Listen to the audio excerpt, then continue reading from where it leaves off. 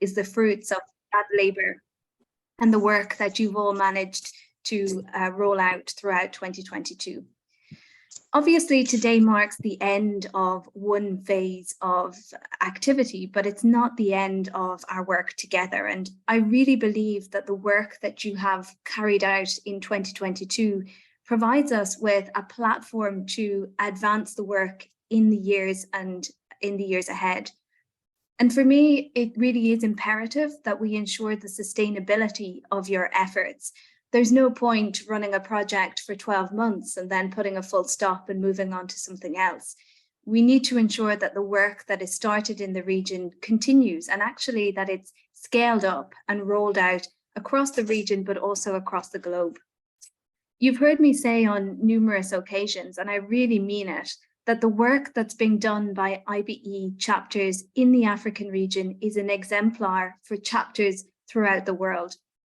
We're really taking inspiration from all of you, we're learning from your successes, and we're exporting the model that's been developed in the African region to other parts of the world. That's not to say that we will then move away and start working on other regions. We really want to ensure that the work in Africa grows. And we want more chapters in the African region to benefit from the funding pots that are now being put at your disposal, and also the support structures that have been built over the last number of years. And in saying that, I'm really pleased to let you all know that we are planning a face-to-face event in the African region later this year, likely to be in Ethiopia in November, hopefully under the auspices of the African Union, where we can really talk about policy and advocacy for epilepsy in Africa, but also spend time together looking at opportunities for training and capacity building, for networking, for peer-to-peer support and shared learning. And for me, that shared learning is really important. And that's what today is all about. It's presenting and disseminating your work, learning from one another, and inspiring other chapters and other advocates in the region to take up the baton and to work with us to really achieve that transformational social change for people with epilepsy that we're all striving to see. And it's also important that we don't just disseminate this work amongst ourselves. You know, I really feel that we should be shouting louder about the work that is happening within the African region. When I started at IBE, I was pleasantly surprised by the scope and the scale of the work that is undergoing and the successes that you are achieving on the ground. For me, epilepsy in Africa is leading the way when it comes to IGAP implementation on a global scale, and we need all of the stakeholders to know this. We've seen this starting to happen. So, for example, when the World Health Organization launched its epilepsy technical brief recently, there was a case study from one of our trendsetter countries, Eswatini, contained within that. So we are starting to see the work that you are doing being acknowledged by global players like the WHO. And we need to continue to showcase that epilepsy is an entry point for IGAP implementation, and that the work that you are doing in this region is an opportunity to really start that ball rolling in the right direction.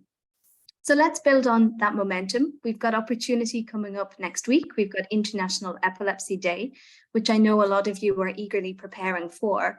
And I think, again, this provides us with an immediate opportunity to raise awareness and to promote the work that you are doing in the region, and to put a call to action to other stakeholders to join with us, to support those efforts, and to ensure that we have a sustainable infrastructure for supporting people with epilepsy in Africa that will really drive change in your region, but will also drive change throughout the world. So I'm really looking forward to listening to all of your presentations today.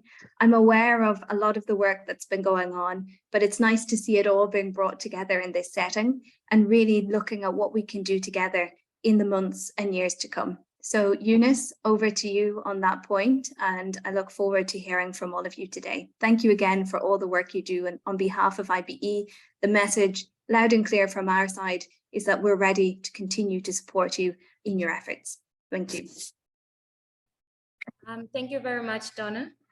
At this point, I'd like to invite our Chief Executive, I'd like to invite Action Amos, the Vice President of IBE.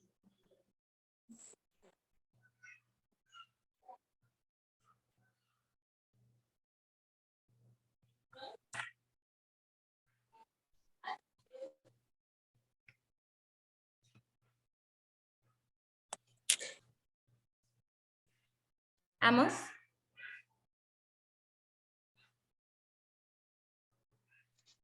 Amos is on mute.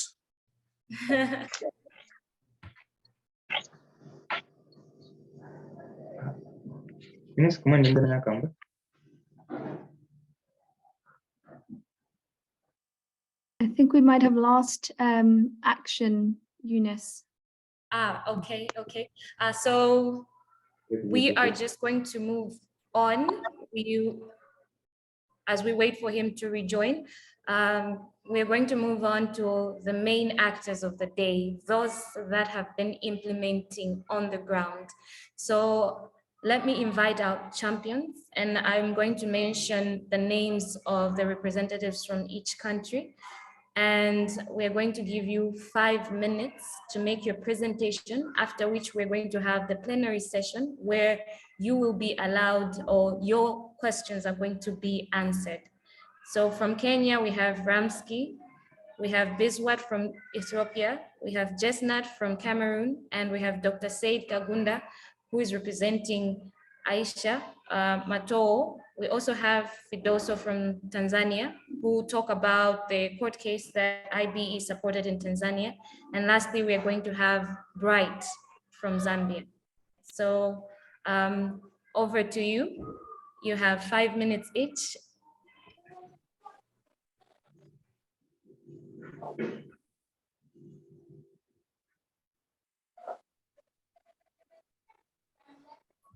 Would you like me to share the screen for you so you can focus on the presentation, or you will share it on your own?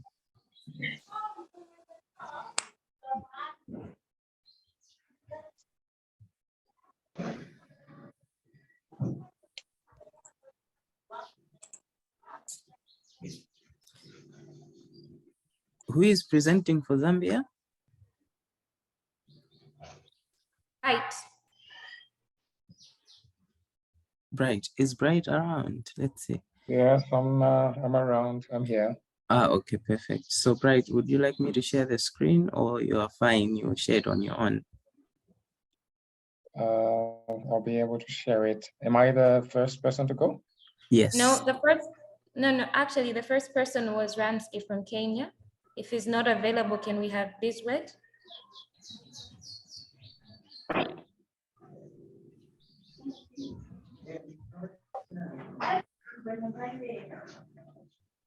Okay.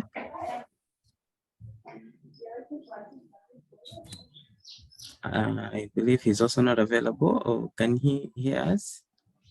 Okay, if he's not available, can we have Jesnat from Cameroon?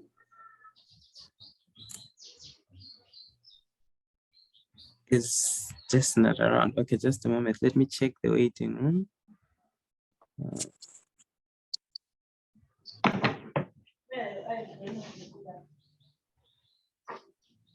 I don't think Jesnat is around either. Who else is on the list? Dr. Said Kuganda, who is representing. Right?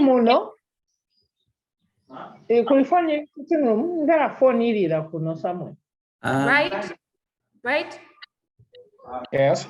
Do you mind going first while we wait for the others?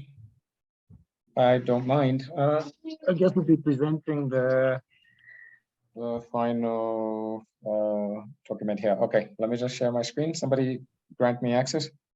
All right, let me do that. Would you like me to share, or you will share on your own? I will share the screen. I will share the screen. Okay, let me give you the access. Voila.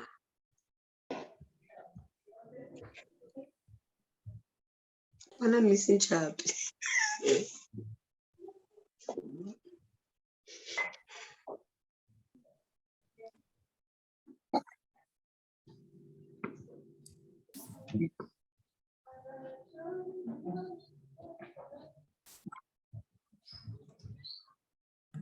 You have the access, right? Yes, I have it. Thank you. Thank you very much. All right, so you can see my screen. Yes, we can. All right, let me just, okay. Okay, able to see it still? Yes, we can see. All right. Thank you so much. My name, as has been stated, is Bright Walia. I'm from the Purple Glow Foundation, and we named our project the Shading Light on Epilepsy project because from the few interactions that we've had, we've seen that many people don't know much about epilepsy, and so we needed to shade more light about it in various sectors in Zambia. And part of our project aims were to educate the masses about epilepsy using the various methods best related to the people that we're sharing this information through. And we also wanted to stand, as someone who is proof, me, myself, Bright, being able to stand as proof that epilepsy is not the end of the world. When somebody is diagnosed with it or is living with it, doesn't mean that life ends right there. And we also wanted to engage organizations that do not discuss epilepsy, that do not discuss epilepsy in some of their seminars about disabilities and some challenges and troubles that people are living with. And we also wanted to add an agenda from the African perspective. And as we went on, we wanted to deliver these things, advocacy work through talk, plus engagement, sitting down with people and talking about epilepsy and educating them. We also wanted to provide support group sessions for people living with epilepsy. And we also wanted to create role models that people living with epilepsy could be able to look at and say, well, I'm living with epilepsy, that person is also living with epilepsy, and yet they're able to do A, B, C, D, E, F, G. And we also wanted team building for future advocacy work.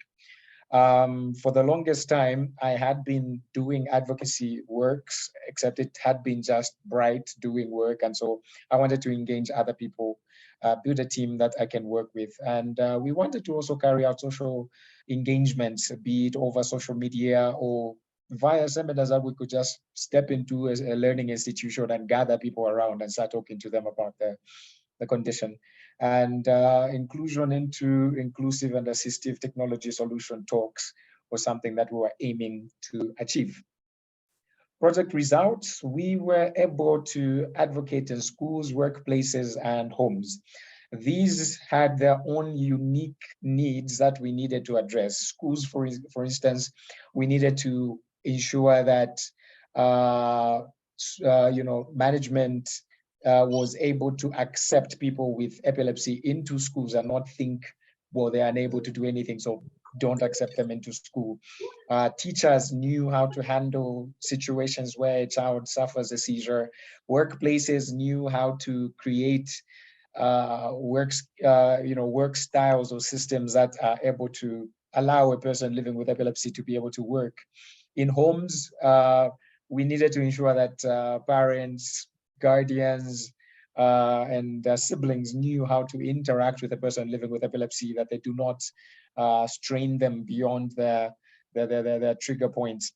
So advocacy in society through social media engagements, this was something that we were able to do with the help of some of the country's biggest reporters were able to do this.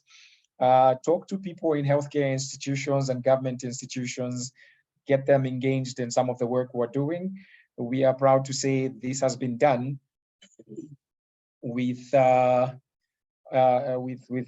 Ministry of Health actually coming on board and bringing their officers to try and see what we're doing and how they can fuse in and work further with us. We got invitations to Inclusive Africa, a seminar where we are going to give a speech about epilepsy and having it as an inclusive, building inclusive technologies and solutions for epilepsy. Often these discussions were held and epilepsy was not considered. We also got an invitation to the Zero Project seminar for a presentation through our engagements with them. Lessons learned.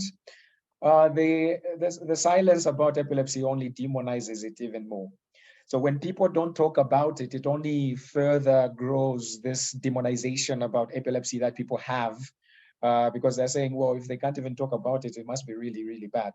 And myths about epilepsy are often born from truths. One of the common myths in Zambia that you come across is when you find a person having a seizure, remove the shoe and put it on the mouth. Part of that is actually true. Remove a shoe, yes, you are helping them with air and whatnot, but don't put it on the mouth. Those are actually things that were spoken by some people to ensure that people actually carry out those things, but they were taken to an extreme and they became the myths that we have today.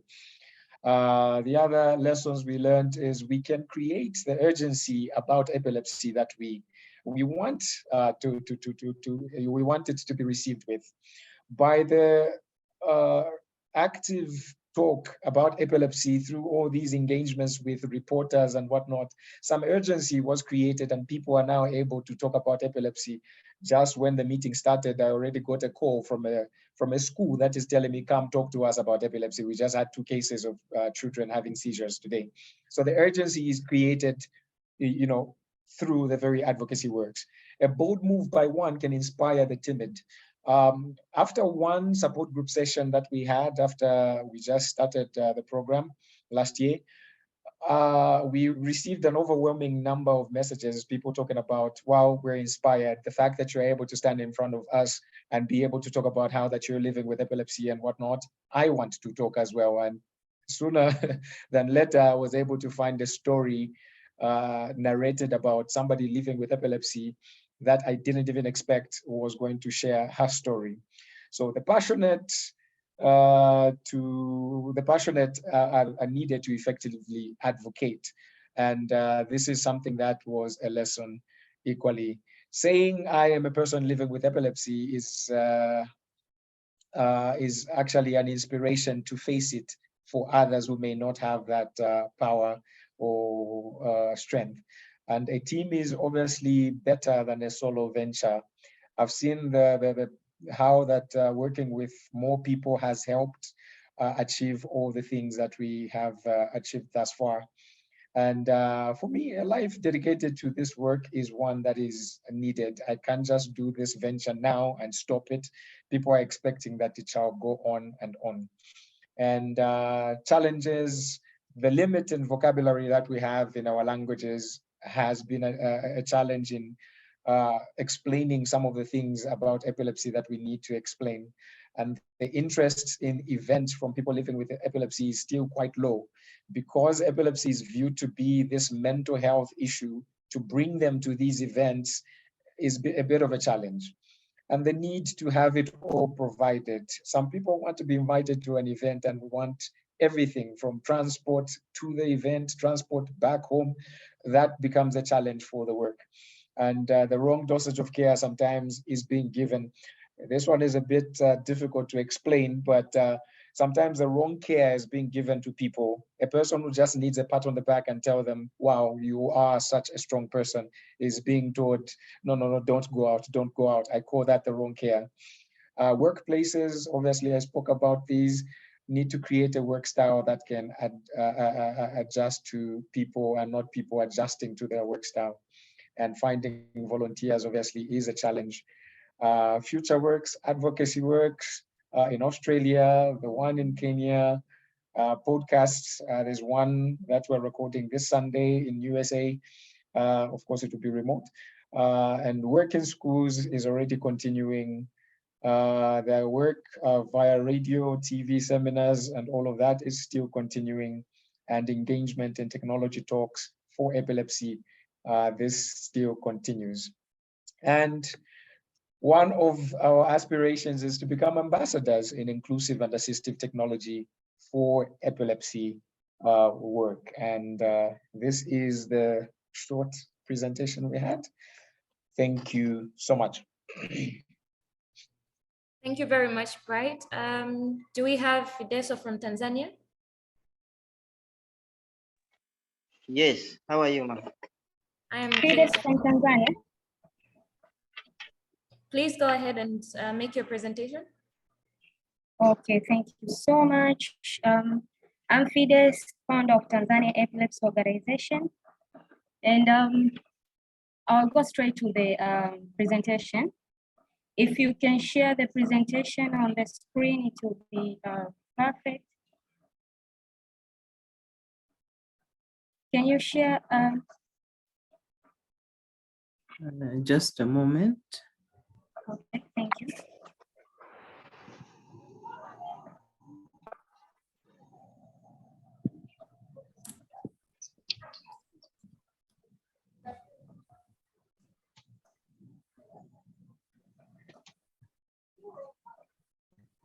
So if I may ask, you're presenting on behalf of Mato? Nope. Interesting.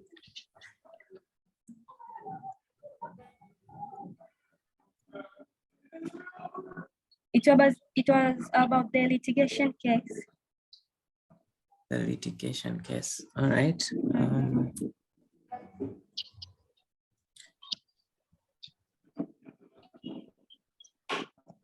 Moses, Yes. if you can't find it, maybe we can ask Dr. Said Kugunda to present whilst you look for the presentation. Yes, let's I do can that go for on. now. Or I can go on to save the time. Is it okay? Pardon? Can I go on to save the time? You can present without the PowerPoint? Yes, I can. Okay, please go ahead. You have 5 minutes. Okay. Our project aim was to challenge the provision of the Law of Marriage Act of Tanzania. Basically, the law was discriminating people with epilepsy. And so we decided to file for a litigation case so that we can change the law. Actually, the law says,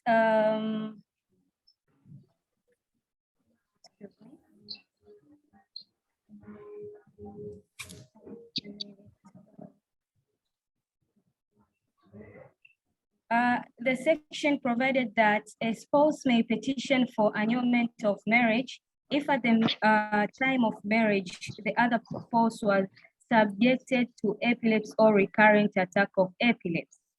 So as we were raising awareness about epilepsy and we were trying to end the stigma associated with epilepsy, when we find out about this case, it was unconstitutional because every person has the right to enjoy the marriage.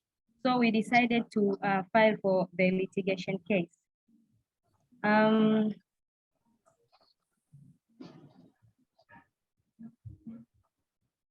So we communicated with Mr. Amos to share this, and we got a very good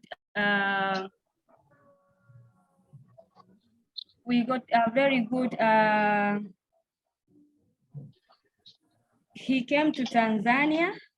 We introduced him to the lawyer, the advocate who was responsible to file for the case.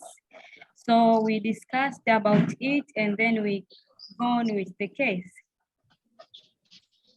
And then the project result was the case raised awareness to the judge, to the lawyers, and to the people with epilepsy. Actually, most of the people were not aware if there was this discriminating law. And the case has been a tool for media advocates and consent to with the people, person with epilepsy in Tanzania on their right to contact a marriage. Then what we learned, the lesson learned was we really need more awareness and advocates because you see the case was struck out because of the the issues about our laws in Tanzania, because in Tanzania they say if there is any discriminative law you want to change, it should be affect you directly. So our case was struck out because I have not been divorced because I have epilepsy. And they said because the organization doesn't know about marriage, so we should find somebody who has been divorced and the court because he or she developed the epilepsy. But you know, because of the stigma, most of the people who are divorced, they were not divorced because of the court. We did not divorce them because of epilepsy. They bring another issues. So the people are receiving their divorce papers, but it wasn't because of epilepsy. So it was very hard to find somebody who was divorced by the court because of epilepsy. So we decided to keep on advocating, keep on engage lawmakers, keep on engage people who have been divorced with other issues, but so that they can speak. And we believe that we will find the solution to this.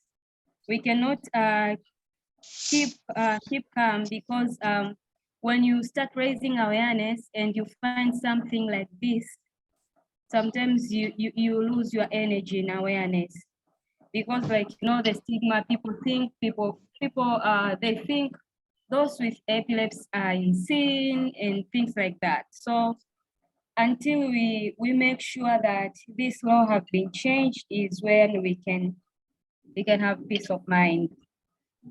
So we had some challenges. As I said, the laws in our country, it was challenging because they said until you are affected direct. And we had issues with the fund because at the end of the time, we had issues with the advocates. We present this to Amos. And because of this, other people who were divorced, I engaged them. They say they cannot talk because they are ashamed, but we keep on educating them on the advantage of speaking about epilepsy, share their thoughts and things like this. Yes? You have 1 minute. Okay. So our future work is to keep on doing awareness, to keep on engaged with mass media, and I'm grateful because, like, during February, I've already engaged with like 4 medias, and 2 days back, I did a documentary with BBC, which will be featured on Monday on Epilepsy Day. I will share the link. And then we'll keep on collaborating with other partners like human rights organizations so that we can change that law. And that's it. Thank you. Thank you very much. Can we have Dr. Saidi Kugunda?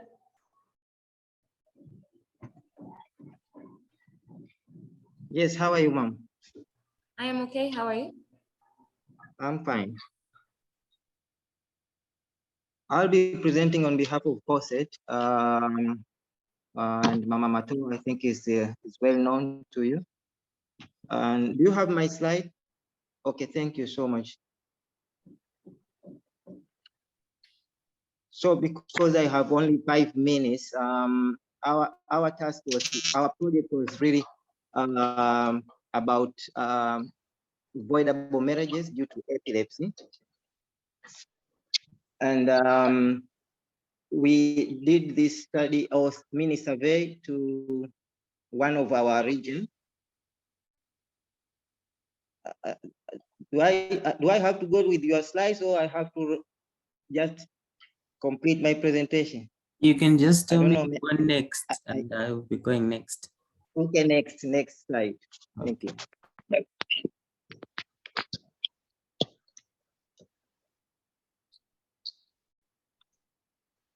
Okay, this is the project area where we did our mini survey to community around Mkuranga. Mkuranga is one of our district in around Pwani area, area, just nearby Dar es Salaam. So next slide. So the main aim was to explore, just explorative survey, to explore the impact of avoidable marriages, my colleague said, due to epilepsy, because of the law. It's like the law allows the avoidance due to epilepsy. So we did want to explore what they understand about the law and the impact of the law to our people who live with epilepsy. And the other aim was to sensitize lawmakers or policymakers to review and make necessary amendments. Next slide. So here we are. We were around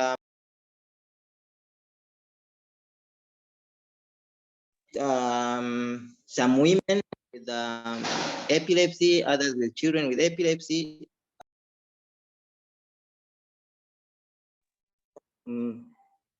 The interview was conducted physically, but again, we had to use phone calls for those who were not reachable. Really were guided by some set of questions. We prepared some questions which were considering understanding of the law, applicability of the law, and also the impact of the law to our fellow clients. Next slide. Asked with some of the participants, including patients themselves, those women who were divorced, and discussed about them, and also some local leaders, social workers, lawyers, and of Tanzania, experts from the Tanzania Epilepsy Association. We also had the opportunity to discuss with the same issue with director from the Ministry of Health, director of non-communicable diseases. And we tried our effort to meet a member of parliament who is also leading the province of Mkuranga. But till now, unfortunately, because he is also a minister, we had a very difficult moments to meet him, but he is accepting our invitation, and we have appointment, but not yet still. We have not reached him because he's staying at the Dodoma, very far from Dar es Salaam. So we were waiting for him to meet and discuss about the law and application of it. Next slide. Doctor, so far, what we found, yes, what we found from the, thank you. What we found from our survey, that most divorces are approved and or through abandonment. Actually, there are no filed cases regarding avoidance of marriage due to recurrent.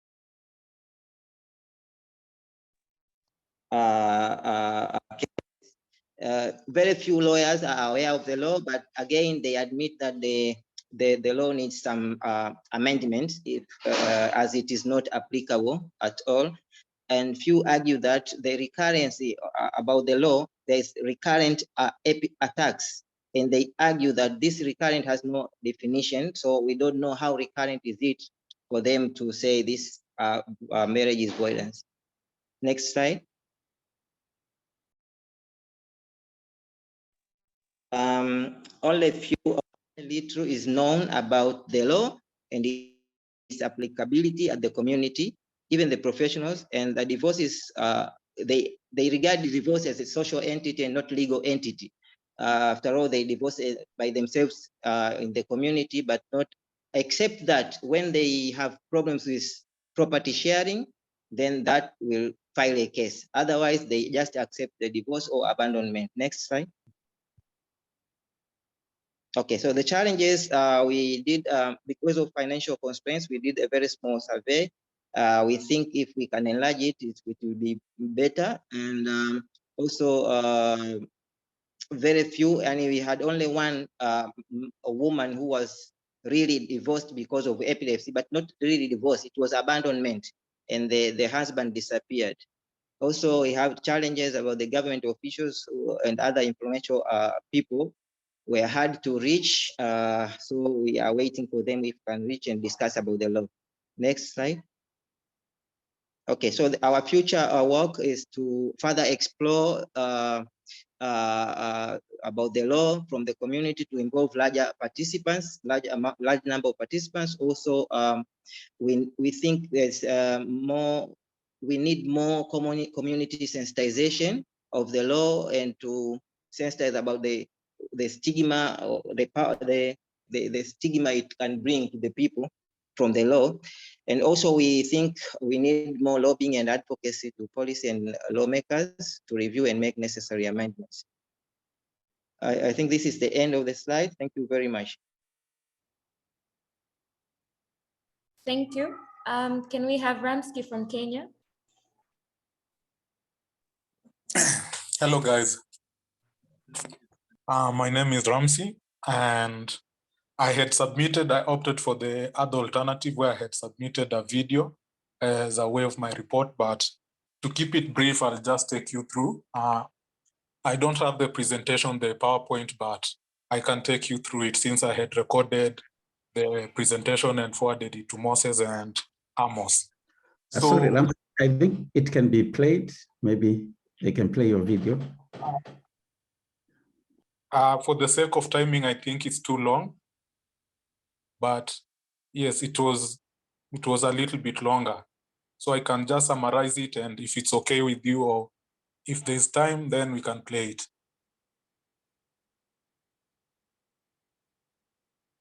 Is that okay? Moses? I think you can present if you can keep it within the 5 minutes. Okay, I'll just keep it within 5 minutes. I can talk you through. All right. Now, when this project came, coincidentally, I was working already on something similar to that.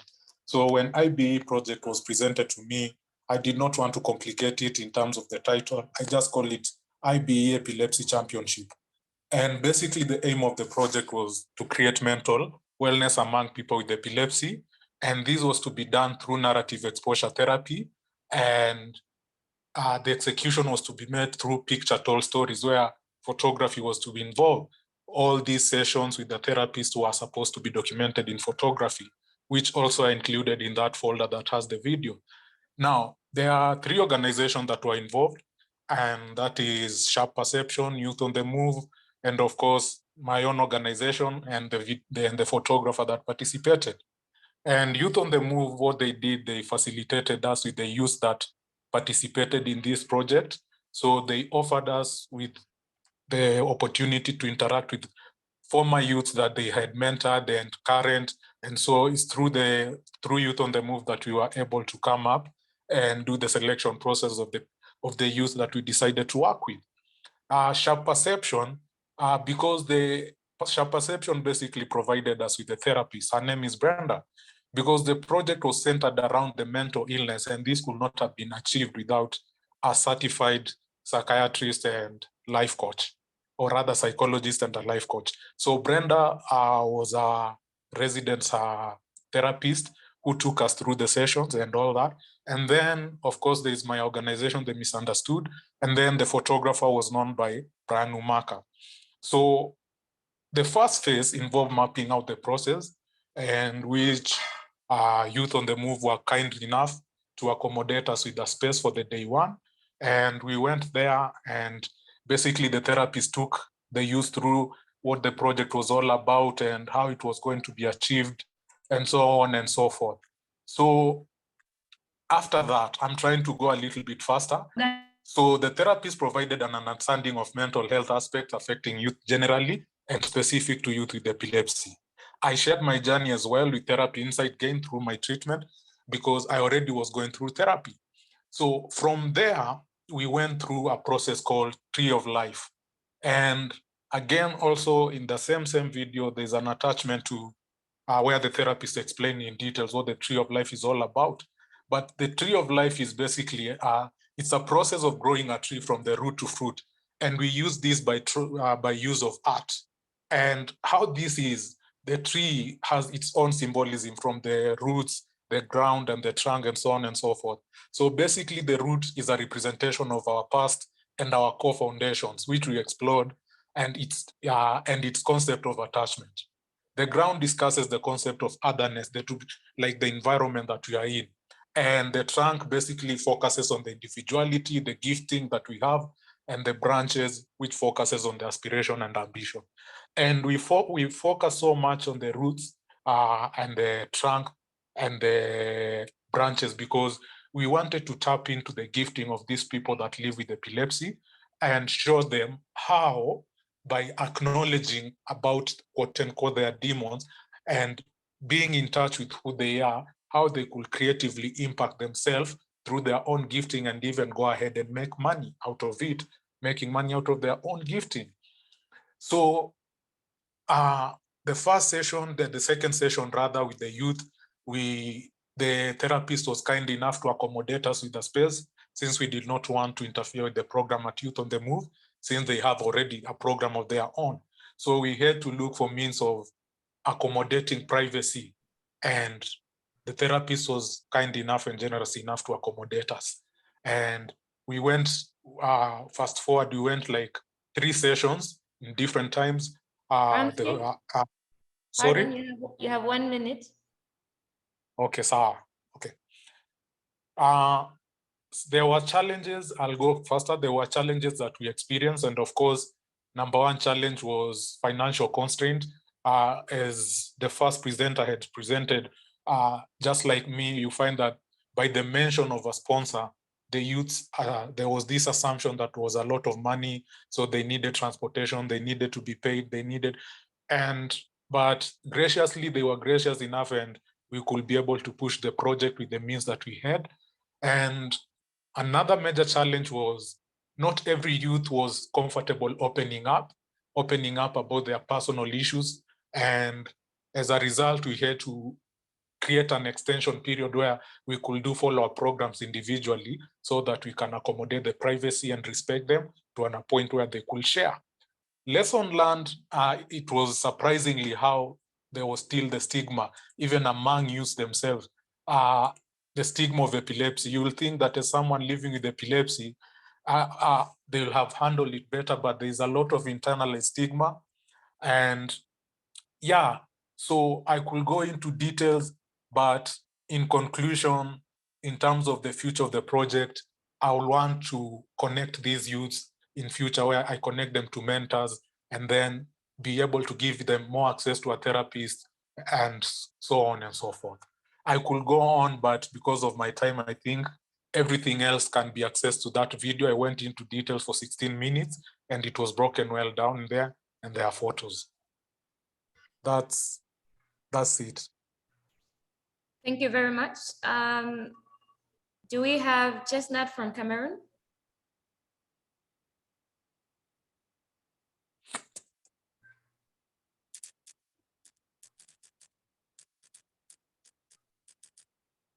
Okay, it seems Chestnut and Beeswet are not around. Thank you very much. Thank you all for your presentations. We can see you're doing wonderful work and you are representing us very well in your respective countries. It's now time for our plenary session. So if you happen to have any questions, please write them down in the chat.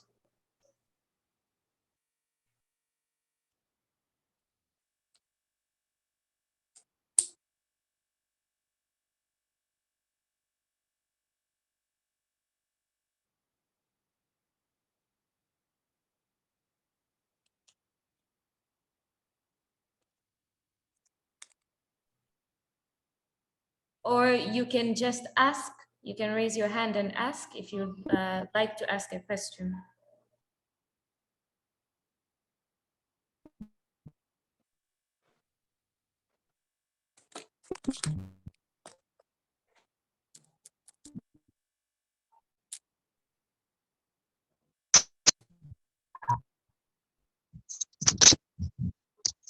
Okay.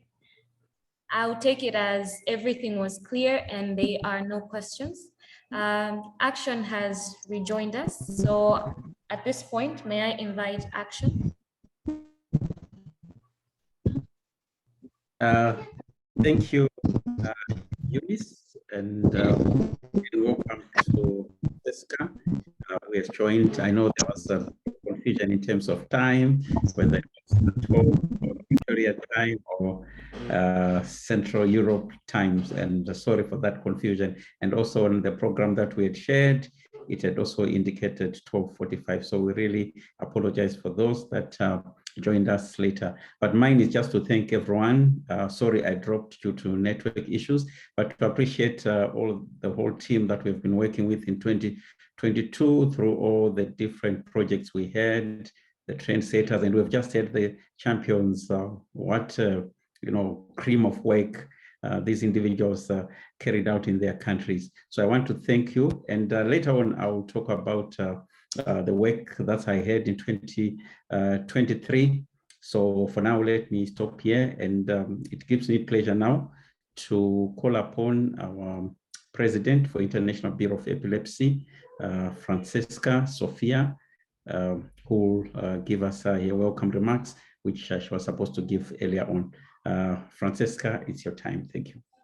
Thank you, Action, and good morning, good day, everyone. I'm very sorry to be joining this meeting late. And I'm sorry to have missed some of your presentations. I know I missed a lot, but I will steal just a couple of minutes from this workshop and the discussions, the important discussions that you're making. I would like just to tell you that I am aware of the wonderful work you are doing in your countries, and I am eager to see all of these efforts from you taken forward in 2023. The African region is definitely leading the way with so many activities happening under the umbrella of IBE. And we at IBE are really committed to use your experiences, your projects and programs as best practice examples for other regions of the world. Let me thank Mr. Action Amos for his leadership, his commitment, and above all, for his relentless work to make all that is happening really possible, to make like they say, a dream come true. I would also like to thank the regional committee in Africa, all IBE chapters, and all the individual epilepsy advocates who are so engaged and so committed to this work and to stand up for epilepsy and make epilepsy a public health priority in Africa. A special thank goes to Gardiner and the Bend Foundation for their financial support. And this is very important because we need support. And I hope many other donors and organizations will also think about supporting these efforts in Africa. I would like to leave you now with a little thought that I am making since I made so many friends between people with epilepsy in Africa. You know, your work and your commitment, what you are achieving in your countries suggests to me that we should stop talking only about low and middle income countries and should instead start recognizing that yours are rightfully high impact countries. You're proving that this is possible, and I thank you so much for making it real. Thank you. Thank you very much, Francesca. You're always there for us. We thank you for your continued motherly words, and we look forward to seeing you in November in Ethiopia. I will be delighted to join you there and finally have the opportunity to be with you in person. Yeah, thanks for inviting me. Thank you. At this point, I would like to invite Mary Seko, who will present on the Stigma Toolkit and the process that was done in order to develop it. Over to you, Mary. All right, so Mary is not available due to differences in time zone, but she sent us a video, so I will just play that video now.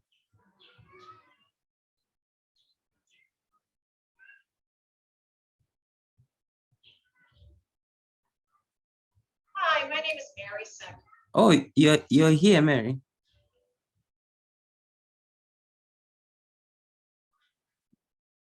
Let's see.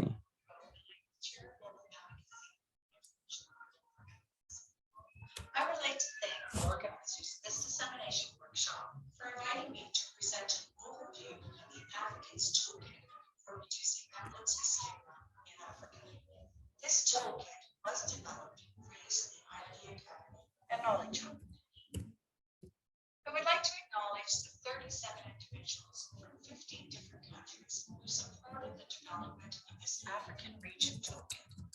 It was a privilege to be involved in the process, and I would like to thank the individuals who participated in the focus groups and those who provided project oversight as members of the working advisory groups.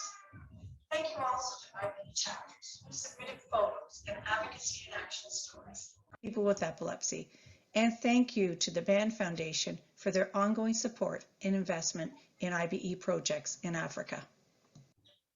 Just wanted to give you a sense of the timeline we used and the process we used to develop the toolkit. So our work began in January in 2022, and we began with a review of the stigma intervention literature in epilepsy, but also in mental health, HIV/AIDS, tuberculosis, and leprosy. From this literature, we identified the best practices for moving forward, which included the method we chose, community-based participatory approach. So this approach recognizes that people with epilepsy and their family members are best suited to identify the personal impact of stigma because they live with it on a daily basis. They are also in the best position to target stigma. In April, we held a focus group of people with epilepsy. The focus group participants were asked to identify the labels and the stereotypes that perpetuate epilepsy stigma in Africa. They were asked to provide their opinion on what could be done to change these labels and negative stereotypes. In late April, we also did a formal call seeking people who were interested in being members of our working groups.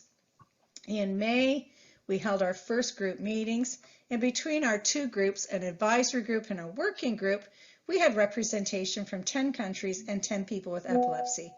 And we chose to have 2 small groups versus 1 large one because we wanted to ensure that everyone's voice was heard. In May, the advisor group also participated in a focus group, and again, we taped this focus group.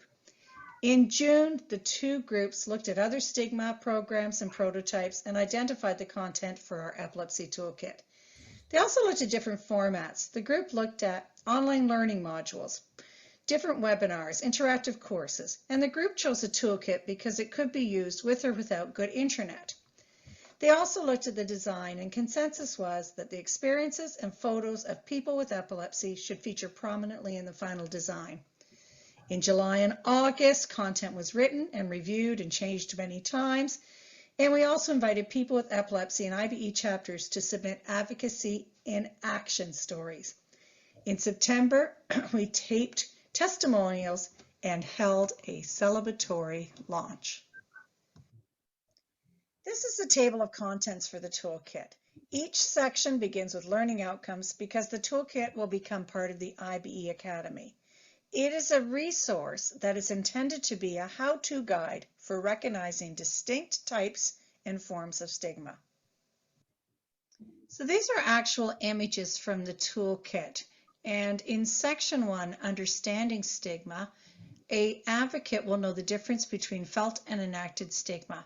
Throughout the toolkit, we refer to 3 classifications of stigma: internalized, which impacts the person with epilepsy; interpersonal, which is the family; and institutional, which is stigma that's perpetuated by society in its laws or in its attitudes and behaviors. We use quotation marks throughout the toolkit to identify the words and experiences of people with epilepsy. To develop content for the toolkit, we hosted several focus groups. The focus group participants were people with lived experience. They were people who had epilepsy themselves, or were parents of children with epilepsy, or had siblings, or grew up in a home with epilepsy. The focus group participants identified misconceptions that perpetuate stigma and discrimination in epilepsy in their experience.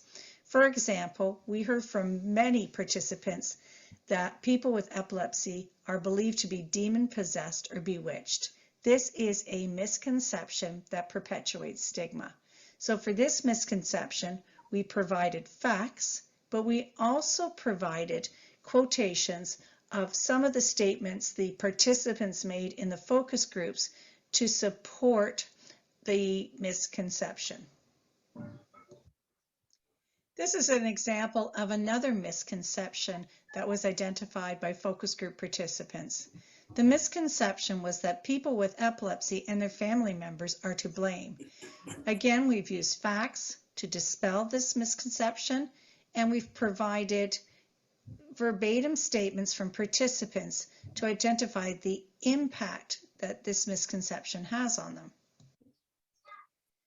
This is another example of a statement that was shared multiple times in focus groups, that people with epilepsy are perceived as being mad, insane, or crazy, which we know is a misperception.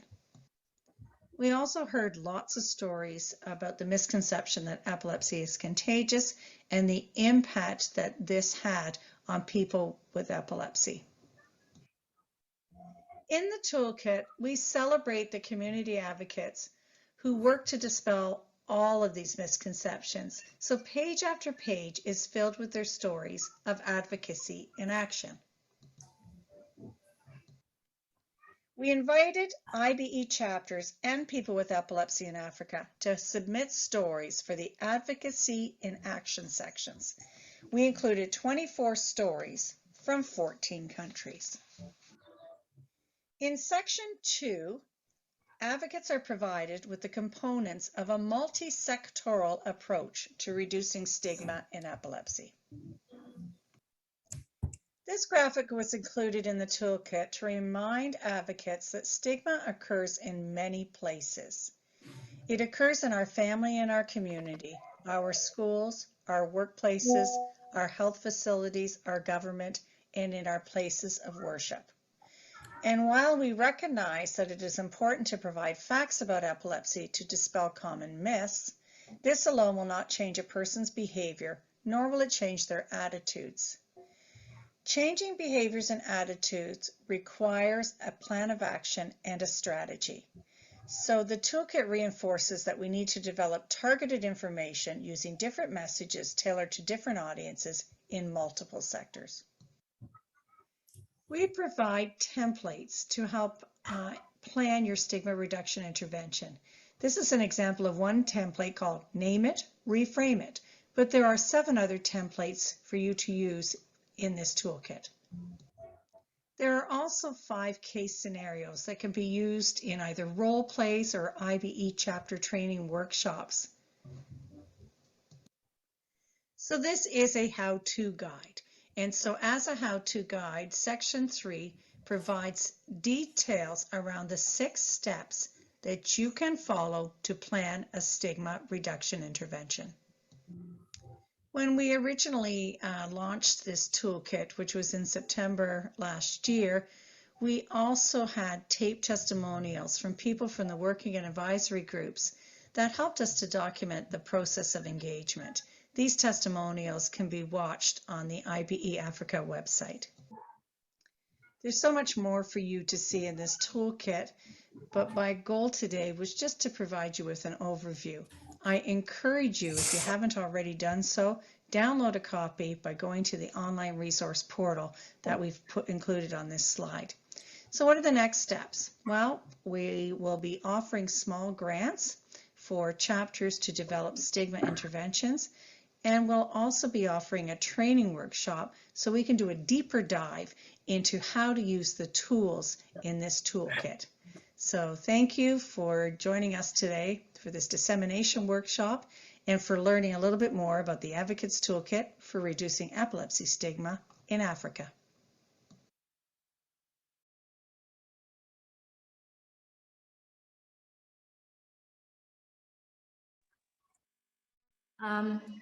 Thank you very much for that wonderful presentation, even though Mary is not here, but we thank her for putting together that wonderful presentation.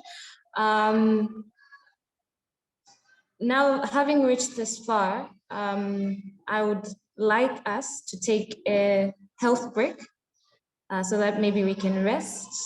But please, I'll urge you to come back, because what lies ahead is even more interesting. So please make sure that you join us. So let us break for 10 minutes. I will see you in 10 minutes.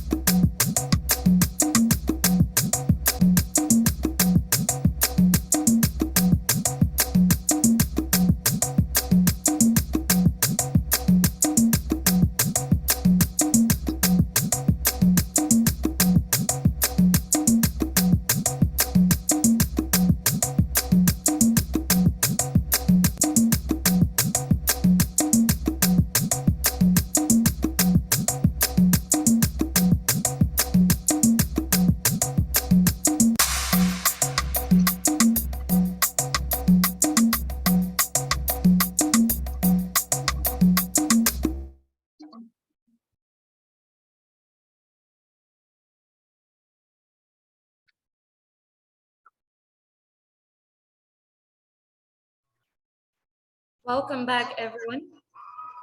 Now we're stepping up the gear and we are moving to the small funds implementer. We have a few presentations here and a few presenters here with us.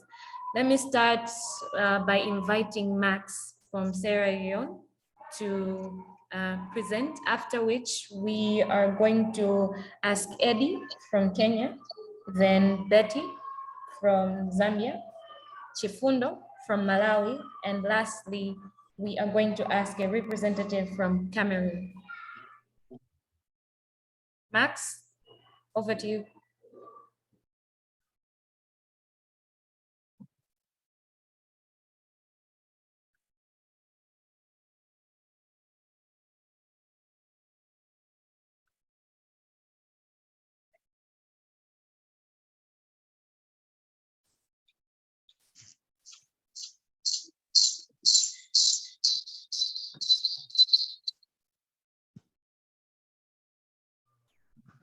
Is Max available?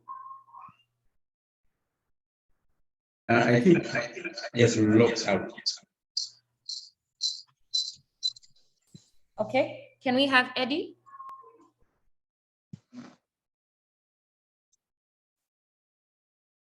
Is Eddie available? So Eddie sent us a video, so if he's not around, I can play the video. Just a moment. All right, please go ahead.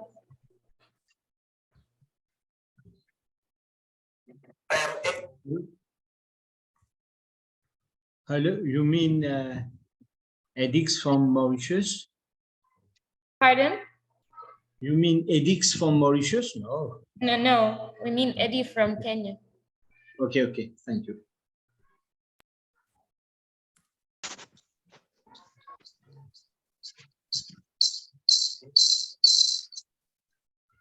Eddie Chengo. I work with Foundation for People with Epilepsy, and I'm going to present a project on dissemination and implementation of the Kenya Guideline for Management of Epilepsy. This project sets out strategies of dissemination of the Kenya Guideline for Management of Epilepsy with specific focus on drug treatment and dosing, seizure identification and recommended drug treatment, and information provision for patients and caregivers. As we are all aware about the IGAP, this study implements IGAP through dissemination and implementation. Sorry, good afternoon, good morning, everyone. I think I can't hear the presentation. Maybe you can start again, if it's possible. All right, are you saying the or can audio everybody hear or... the presentation? Hello? Hello? Oh, yeah, we can hear you. Yes, the audio is fine, or you're regarding to the sound quality? The audio. I can't hear the audio. All right, I'll adjust. Let's continue.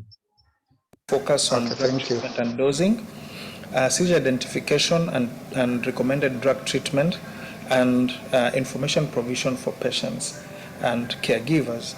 As we are all aware about the IGAP, this study implements IGAP through dissemination and implementation of the Kenya Guideline with the aim of improving health outcomes of people with epilepsy through good seizure control, improve diagnostic skills of healthcare workers on epilepsy, improve participation of families and caregivers in the treatment process, and more importantly, reduce stigma and discrimination in the region. So the project deliverables are: one, adoption of the epilepsy guideline by the Department of Health. This was very important for us because the epilepsy guideline was adopted by the Ministry of Health Kenya back in 2014, and the aim was to distribute it throughout the 47 counties. And this is the first time that we have formally started dissemination and implementation of the Kenya Guideline in Kenya. So we also produce practical diagnostic and management protocols from the guideline. We produced informational materials for patients and caregivers, and sensitization of the IGAP to the Department of Health Services, Kilifi County, and finally formation of a technical working group, which its aim was basically to consider the impact of the guideline on current practice and services, stakeholder and political community implementation, distribution of the guideline and support materials, implementation, schedule and monitoring and evaluation. So the results of this project, basically we managed to come up with the three documents which were very key in the project, and number one was the seizure drug protocol for clinical officers, nurses, or basically the healthcare workers, that provides information on indication, dosing, and side effects of the anti-epileptic drugs. And this was formed through the multidisciplinary team that I will talk about in the next few slides, in the next few moments. Seizure identification protocol with suggested first line, second line, and third line treatment. An informational leaflets or materials for caregivers and patients was also developed and translated in Swahili language for reasons that the language in this region is that is spoken widely is Swahili. We managed to do epilepsy workshops in the location of the project, and these were majorly patients' workshops where we talked about epilepsy as a brain condition. We addressed issues on stigma and about care of epilepsy and how parents or caregivers can come in to participate in the care process. We also managed to do a memoranda to the Department of Health, Kilifi County, on making epilepsy a health priority, and this was delivered to the Department of Health, Kilifi County, on the 12th January 2023. And we got this opportunity because apparently we are now stakeholders in the Health Department of Kilifi County, which for us is a major milestone.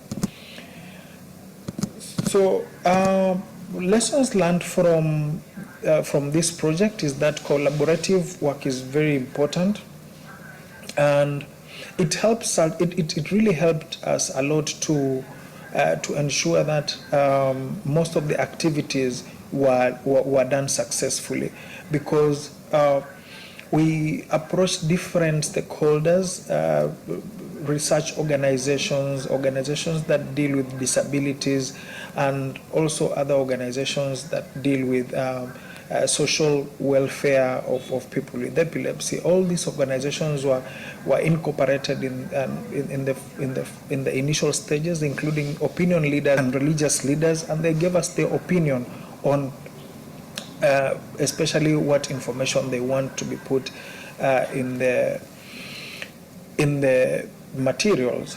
So involvement of stakeholders, particularly a multi-professional team, when we were reviewing the guideline, was very, very important. We ensured that even pharmacists were brought on board, not just specific people who were on mental health or neurological problems, but even physiotherapists, pharmacists, psychologists were also put on board so that they can all own the process. And this was a very good thing that made our work very easy in the implementation process. One of the things that I would like to mention at this point in time was the visibility of our organization. At the moment, we have not yet launched our website, and many stakeholders suggested that we should launch our website as soon as possible for visibility reasons, so that people can also see the capacity of the organization that is implementing the project. A dedicated team and an enthusiastic team is also important, and this also helped us in managing the project right from at the organization level. All the team members were involved in the initial stages, and they were very happy to participate and go out of their way to ensure that we implement the project and finish all the activities on time. Some of the challenges that we faced were we implemented this project during the general elections in Kenya, and because of that, sometimes we will move to the county offices, and all the directors either were in meeting with the politicians or they had some activities that they had to finish that were government projects, and therefore there was a lot of ups and downs during that time. So the general elections basically delayed some of the activities that were supposed to be done. Bringing all stakeholders on board took more time than expected. Again, for the same reason, the elections, but also they also had their own timelines, and I think our project was a little bit engaging because the meetings and the workshops took more time, and sometimes they had to schedule us in other days that we had not planned. There was a sudden increase in cost in some of the commodities, including printing, and therefore that's a challenge that we had to face at that point in time. So through the National Epilepsy Coordination Committee network, the protocols will be distributed in other counties in Kenya for adoption and implementation, and working with stakeholders, with other stakeholders again, including pharmaceutical companies, research institutions in the county through the National Epilepsy Coordination Committee on IGAP implementation. That's making epilepsy a health priority. Thank you very much for listening.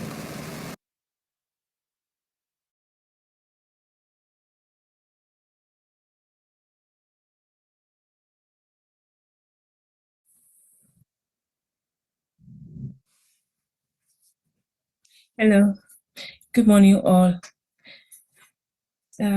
Welcome you to the presentation on the Epilepsy Association of Zambia and the documentary project that we did for 2022, sponsored by International Bureau for Epilepsy and with support from Brand Foundation. I'm truly grateful for this documentary. And to start it all, I'd like to share with you this presentation. Okay, so as you see, my name is Betty Barbara Nsachilwa, the Secretary for Epilepsy Association of Zambia, and also the Secretary for IBE Africa region. We started our project with the aim of establishing the perceptions of Zambians on the issue of epilepsy, and also to see the impact on affected individuals.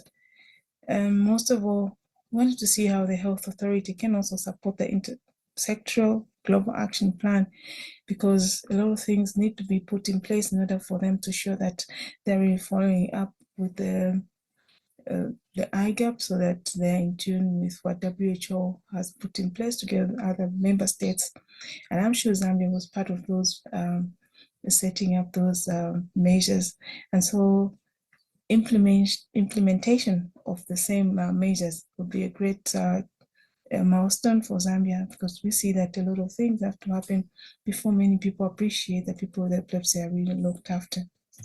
The next slide shows the project deliverables. Well, we had an organizing team of 8 people, which involved Zambia National Broadcasting Corporation, our national television station, and radio, and also have the Epilepsy Association members and Ministry of Health.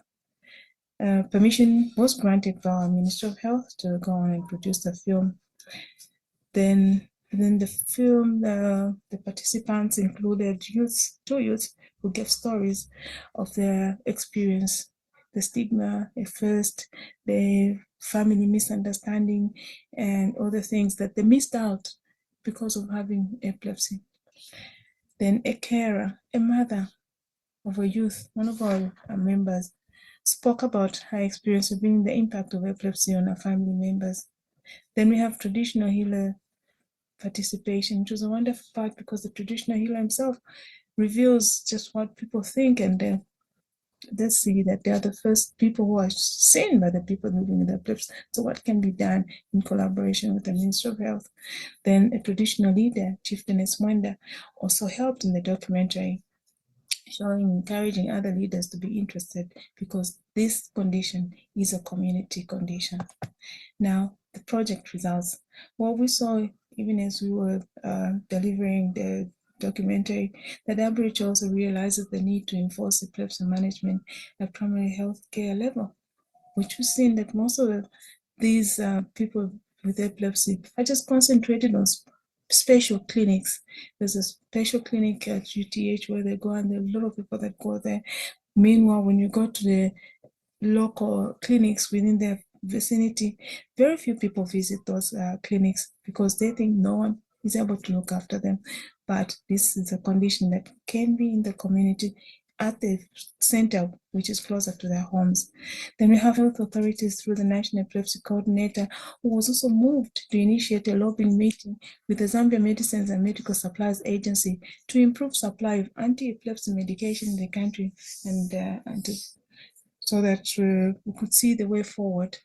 Then Alines Daka, a female youth, receiving skills training in tailoring after the documentary on her desire to be educated and self-sustaining, because she cried not having been given a chance to being in school so that she could be educated like the other siblings who also live with epilepsy, but they're given a chance to go to school.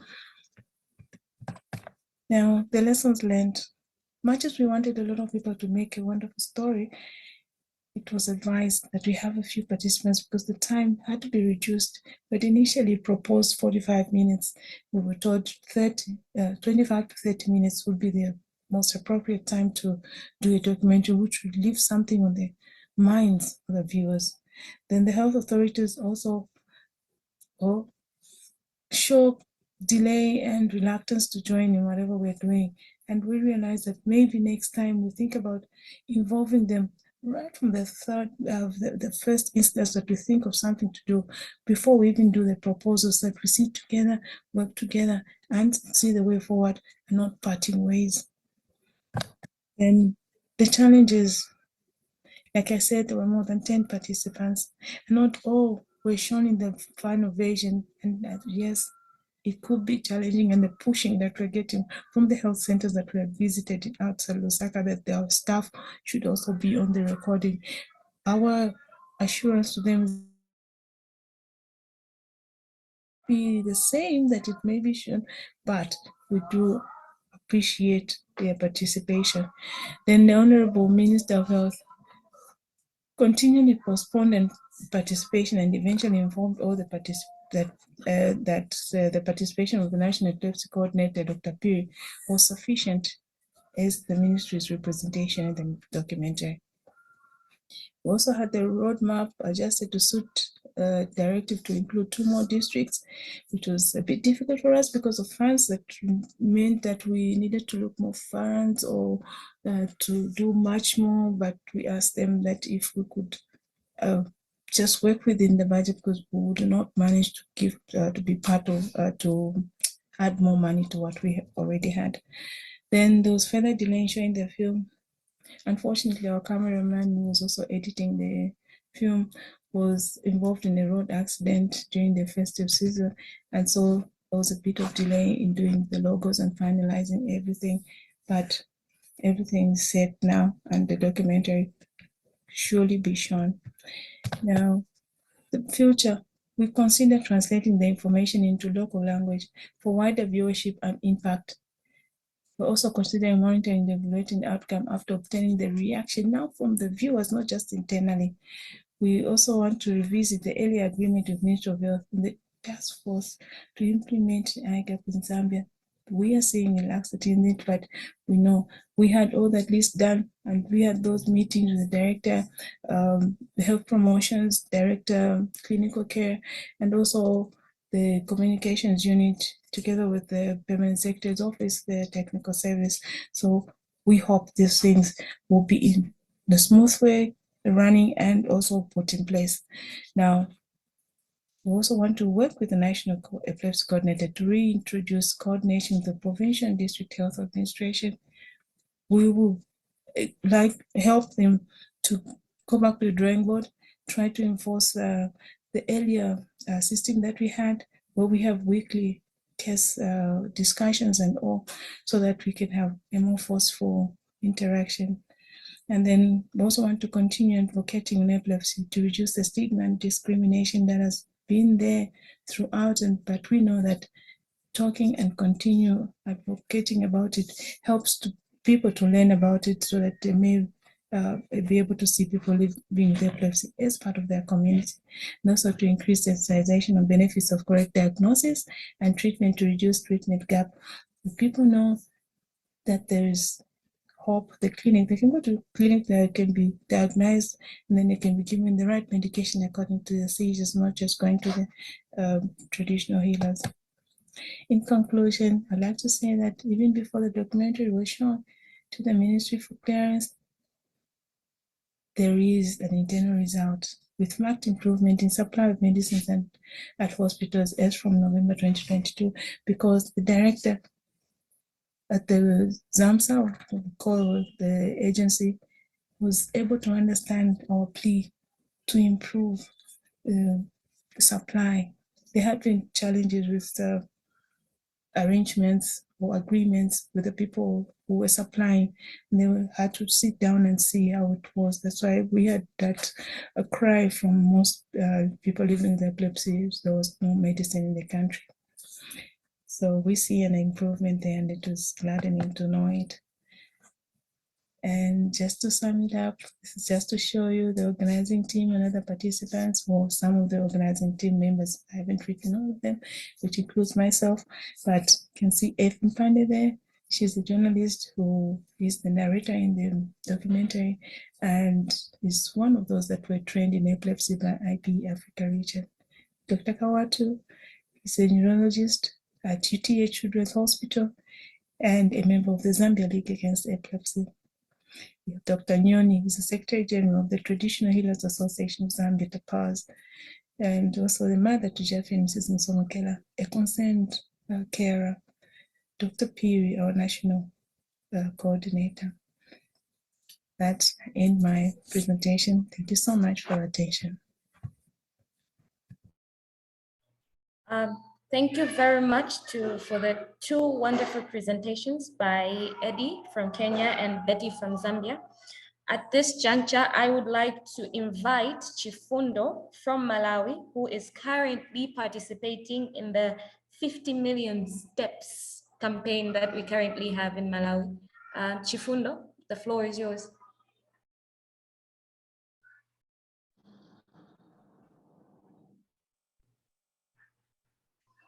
Hi. Hello. Hello. Hi, Chifundo. Hello. I am Chifundo from Malawi. Currently, we are on our way. We are doing the 50 million steps challenge. The other team is coming behind us, but here I'm with Alina. Alina, can you say hi? Hello. How are you people? Hello. We can hear you. Hello. Okay, so can you share the slides, Mr. Ndeleman?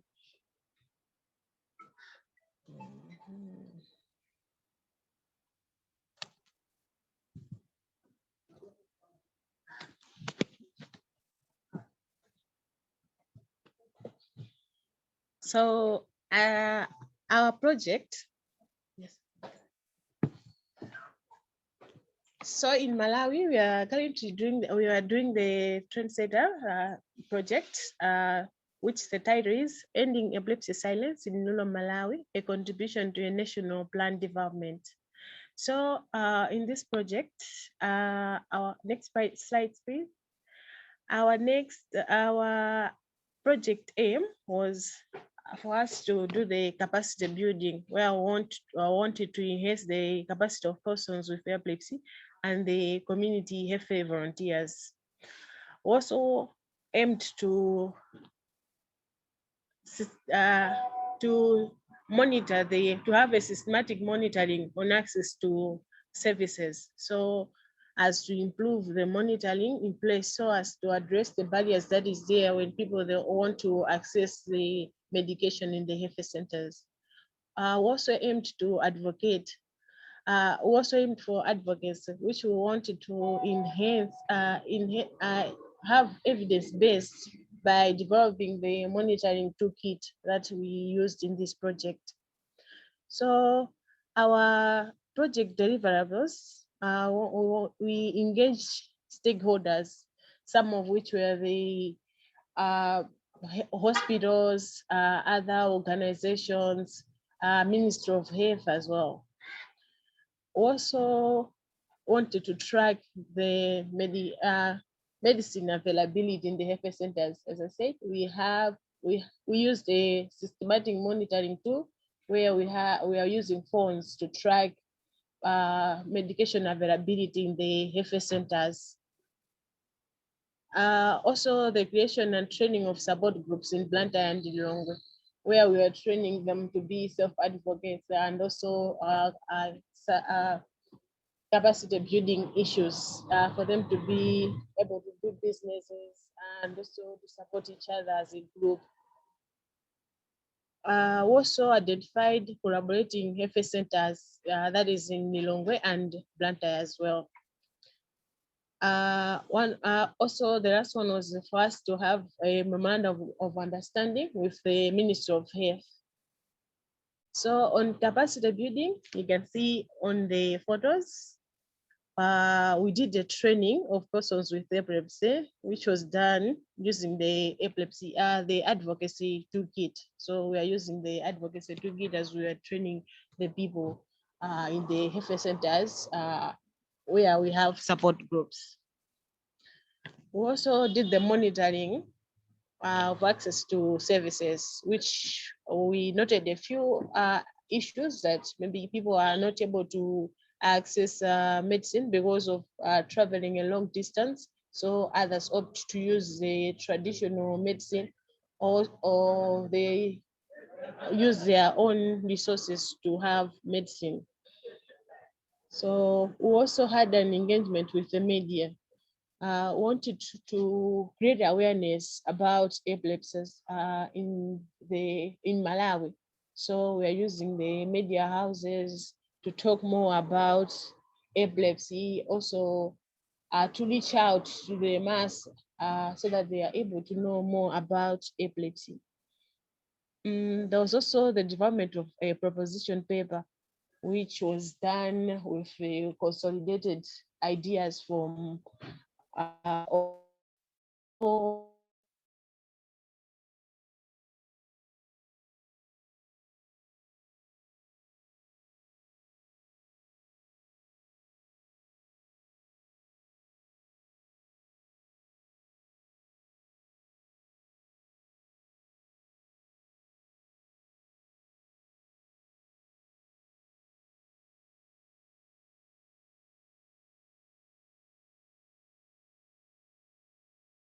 so access to services, gaps identified through monitoring. As I said, there's a gap where people with epilepsy don't receive their medication adequately. So using the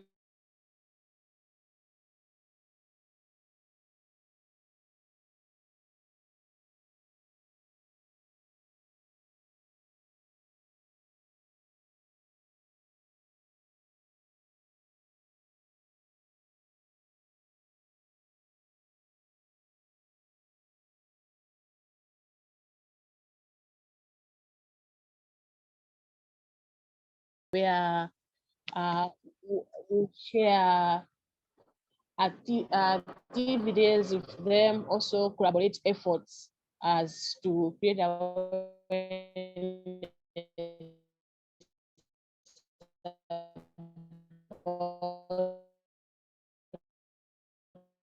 managed to present the proposition paper to government, of which we are waiting for feedback at this juncture, but it was a progress for us, so and also a good achievement.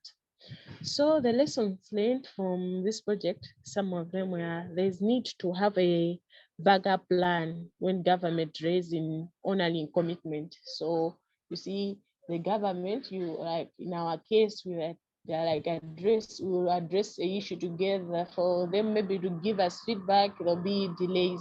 Also in the terms of signing the MOU, had to do many follow-ups just for them to sign the MOU. So maybe there's need for a backup plan as we are going along.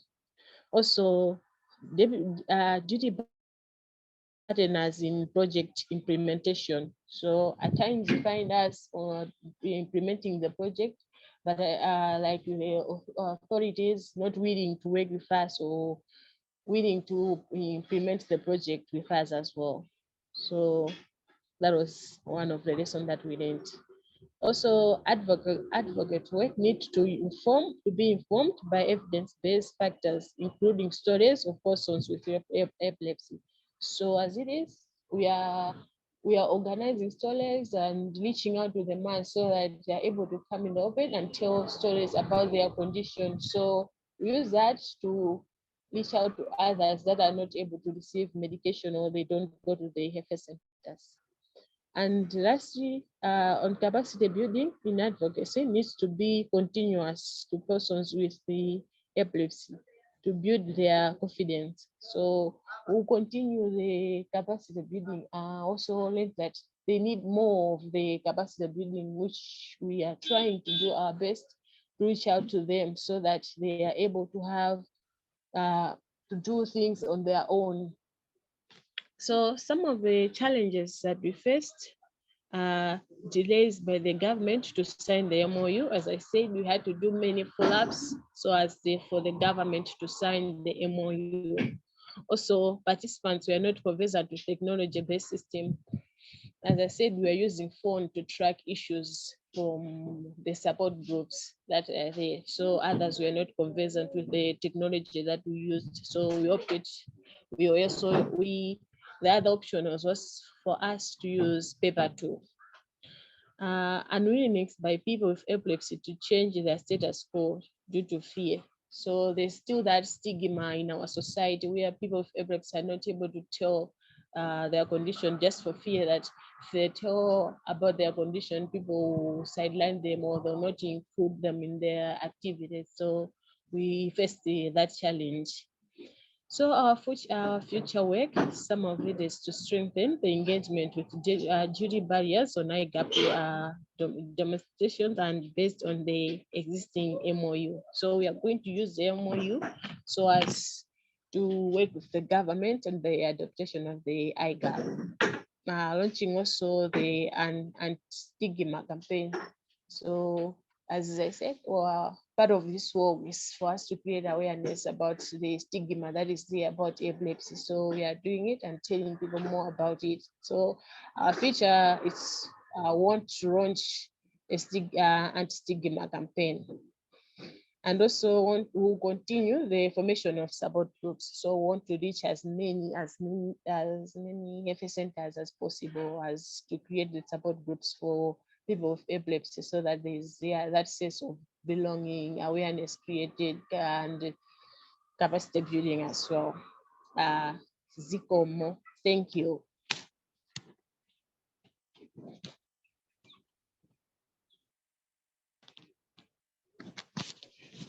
Thank you very much, Chifundo, for your wonderful presentation. We appreciate the wonderful work that you're doing and know that we are rooting for you as you continue with the current activity. At this point, I'd like to call Max. Is Max available now?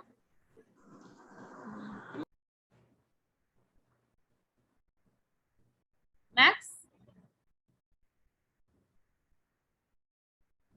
Is everyone able to hear me? Yeah, sure, we can. Okay, I'm really sorry there's heavy rain, so maybe you might be hearing some background noise. Yeah, so Max is not in. Maybe you can move on. Okay. So thank you very much for all your presentations. We appreciate the wonderful work that you have done. At this point, we are now going to change the gear and move on to the next set of presentation. There is Cameroon. Cameron is here? Yeah, the recorded one. All right. Can we have that presentation?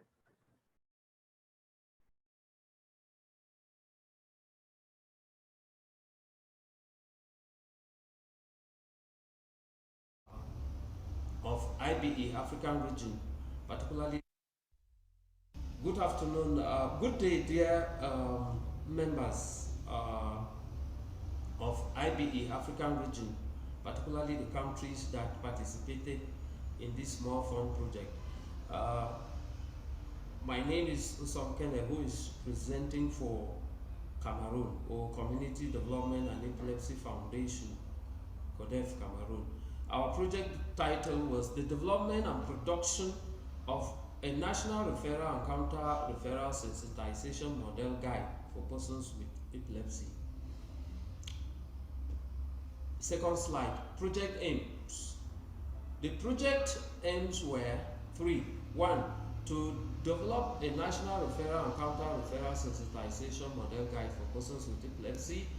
Two, to produce a national referral and counter-referral sensitization model guide for persons with epilepsy. Three, to distribute the national referral and counter-referral sensitization model guide for persons with epilepsy to health personnel and people with epilepsy in the 10 regions of Cameroon.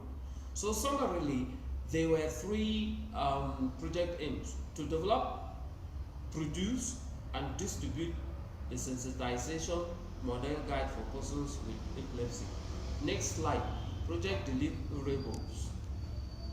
There are 4 project deliverables. So the project delivered 4 key things. One, a registry sample for the collection of statistics of persons with epilepsy. 2, a client referral form to be used by health personnel during referrals. 3, a referral pathway chart to sensitize health personnel on the path to follow when referring a person with epilepsy, and for people with epilepsy to use this referral pathway chart to hold health personnel accountable for their health.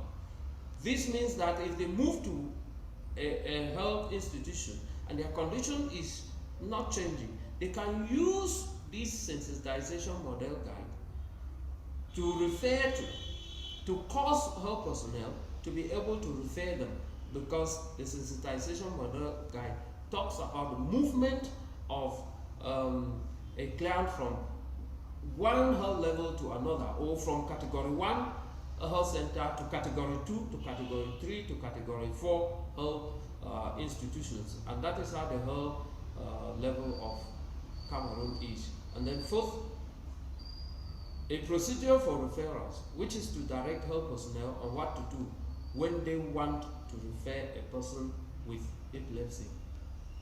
Next slide, project result.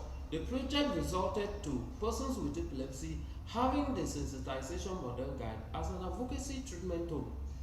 So persons with epilepsy are now able to use the sensitization.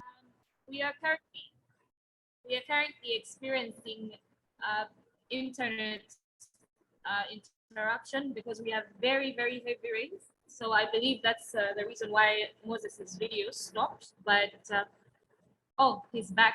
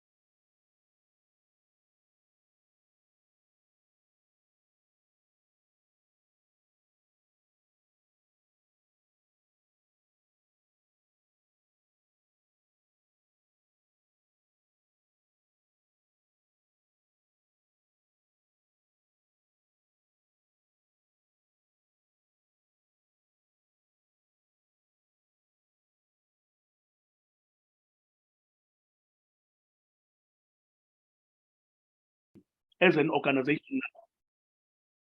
And the 8th one was to align our strategic direction with the IGAP through reviewing our strategic plan and action plan, ensuring that the IGAP objectives are reflected in them, so that whenever we are reporting, we don't find ourselves like we are reporting to our organization, but there is nothing that talks to the IGAP.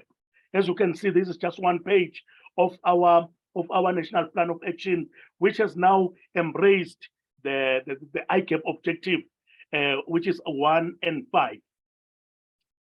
And then now speaking to the project results, we measured our results through the 5 evaluation criterion, which are impact, efficiency, effectiveness, relevance, and sustainability.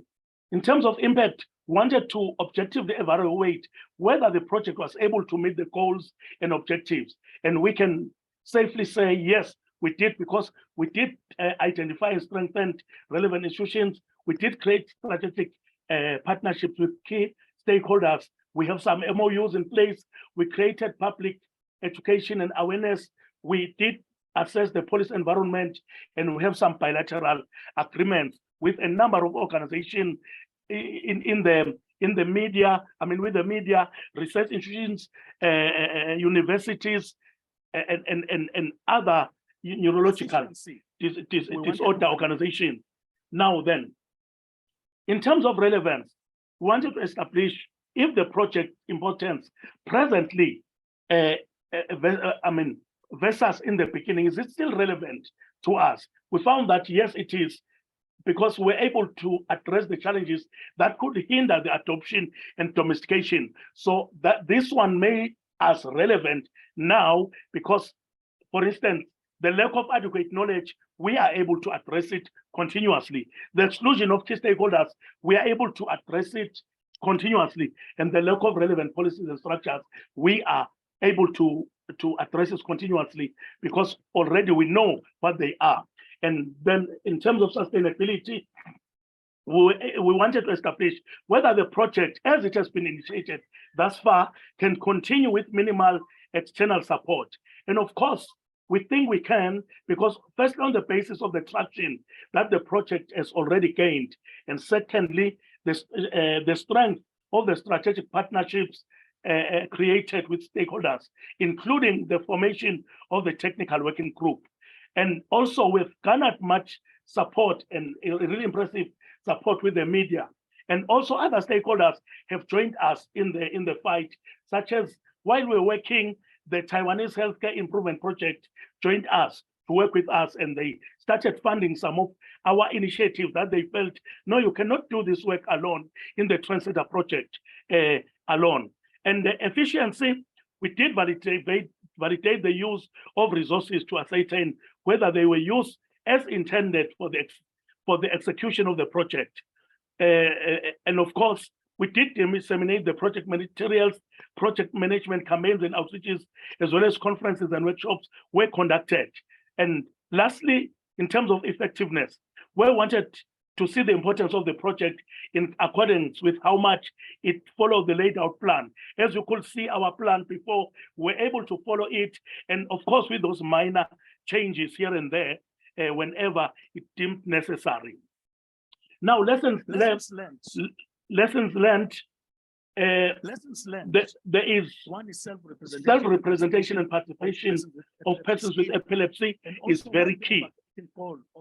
Also, while the overarching goal of strategic and strategic objectives remain the same, there is need to continuously revisit the plan and make necessary changes.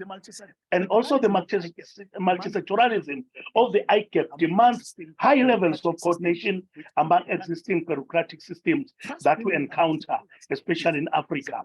And trust building among stakeholders is a process, and it requires patience. You don't just achieve that overnight. And lastly, the importance of the central coordinating office is very key. We are very appreciative of the office of the Vice President, who was always there to support us and enabled us to carry on with this job. And last slide is the project challenges. Government bureaucracy. The first one is government bureaucracy.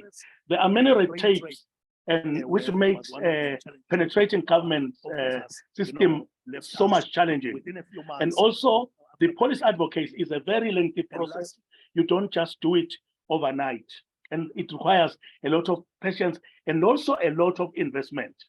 And also brain drain. We experience brain drain 2 of our officers, they just left, and the key ones in the project within the space of 3 months, if I'm not mistaken, and it made us, to almost, work like backwards. And my very last slide, it's engaging the relevant government ministries is what we want to do as our future plan. There are now other ministries that we need to bring on board. After all the work that we've done, we feel that we need to penetrate government beyond just the Ministry of Health, GPM's office, and just those few ministries, because the IGAP in our country needs to be a national program that will touch on everything around epilepsy and neurological disorders. Capacitation of health workers needs to be done even more and more. And this should also include community members and schools and other entities that are relevant. And also we need to formulate strategies for improved active involvement of persons with epilepsy. Yes, and we need to advocate for policy review until neurological disorders are clearly mentioned in the national policy. Yes, and that being said, thank you. That was my last slide. I don't know if I was able to follow with my slide because I was speaking on top of my voice, so we're combating with my voice. So I don't know if I was able to follow very well. Thank you. Thank you very much. That was very clear, Abraham. I think we'll be having a session towards the end just to recap about everything and also to get an opportunity for the people attending here to ask you questions. I think next presentation is going to be from Kawe from Kenya, who will be speaking to us about their experiences of the bottom-up approach in making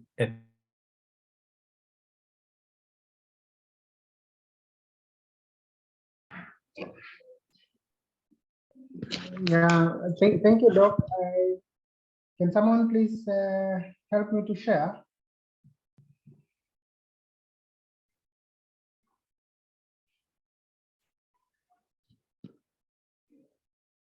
Yeah, Moses, I would have loved to share mine because then I will use my pace to time it. Huh?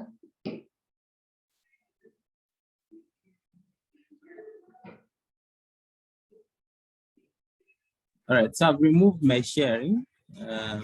Let's just make you co-host so you can share. I believe Mr. Amos can do that. Okay.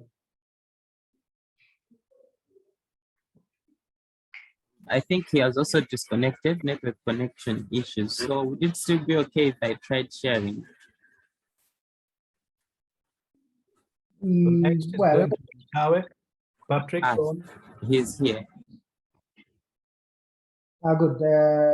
Amos is here. So Amos, could you please help so that I'm able to share, so that at least I can be able to move with my pace.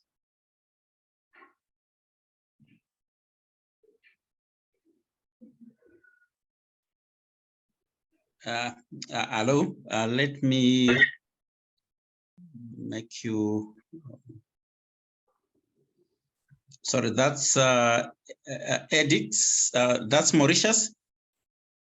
No, that's Patrick from Power. Oh, Patrick. Okay, just a moment, Patrick.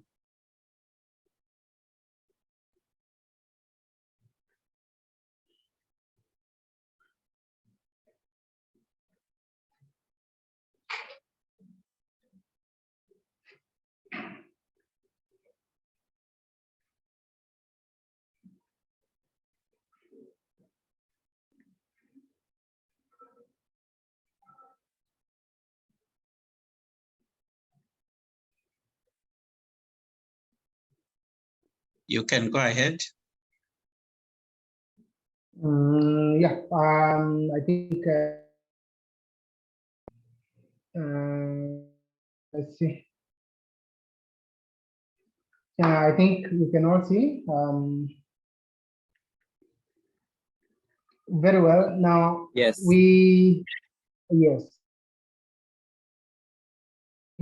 the project name was we were trying to demystify epilepsy at Ground Zero in Tarakaniti County. We have been doing this county because of the new 2010 constitution that devolved health, and therefore we need to liaise with the counties and see how we can create interventions at the local level.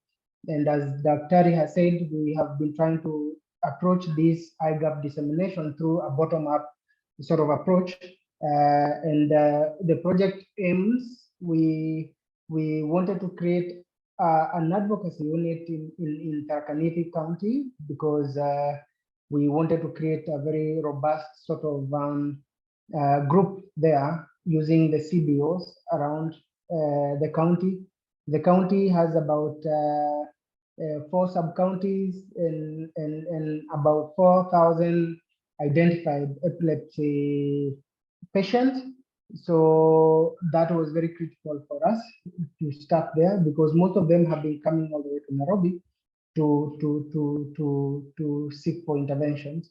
And then number 2 was to create awareness, epilepsy awareness from the bottom up, basically targeting the traditional birth attendants, the assistant chiefs, and basically using the national local administration. And also we wanted to increase capacity of the primary healthcare workers in epilepsy management, basically disseminating the already existing national guidelines that we have in place, and to also increase the capacity of the community health workers in epilepsy identification and referral for improved health seeking behavior. So we wanted also to improve accessibility of epilepsy treatment. We eventually set up a clinic at the Tarakaniti County Referral Hospital, and then we partnered with the Ministry of Health to see how we able to cascade that intervention all the way to the sub-counties. So the deliverables of this project was number 1, to try and reorient the county about Intersectoral Global Action Plan on epilepsy and other neurological disorders, and also disseminate what Mary Seko presented, the toolkit, which is very important. And so we set up a team to look into how we train the health minister, the director of health, the chief officer of health, all the way to the medical superintendent of the county hospital on this IGAP and what we wanted. And then also we sought to upskill the primary healthcare workers because of the constraints of the budget. We only targeted 30 of them. And then because we wanted, at least even if we target small number, that we reach enough facilities, we wanted them spread out to at least more than 10 facilities. So, and that's how we came up with 14 of them.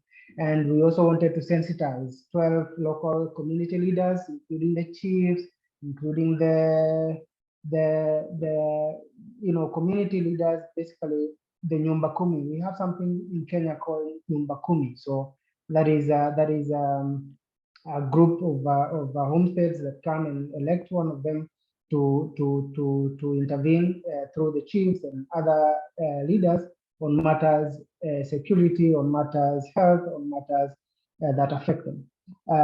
So the other thing, we wanted to help with the referral for treatment, because we realized that people would travel so much to seek help, and that aided in the reduction of the 80% in the action plan, because we want to improve that gap. We want to have almost, to twist the treatment gap from the current 80%, means that out of 10 patients, only 2 are able to access health facilities.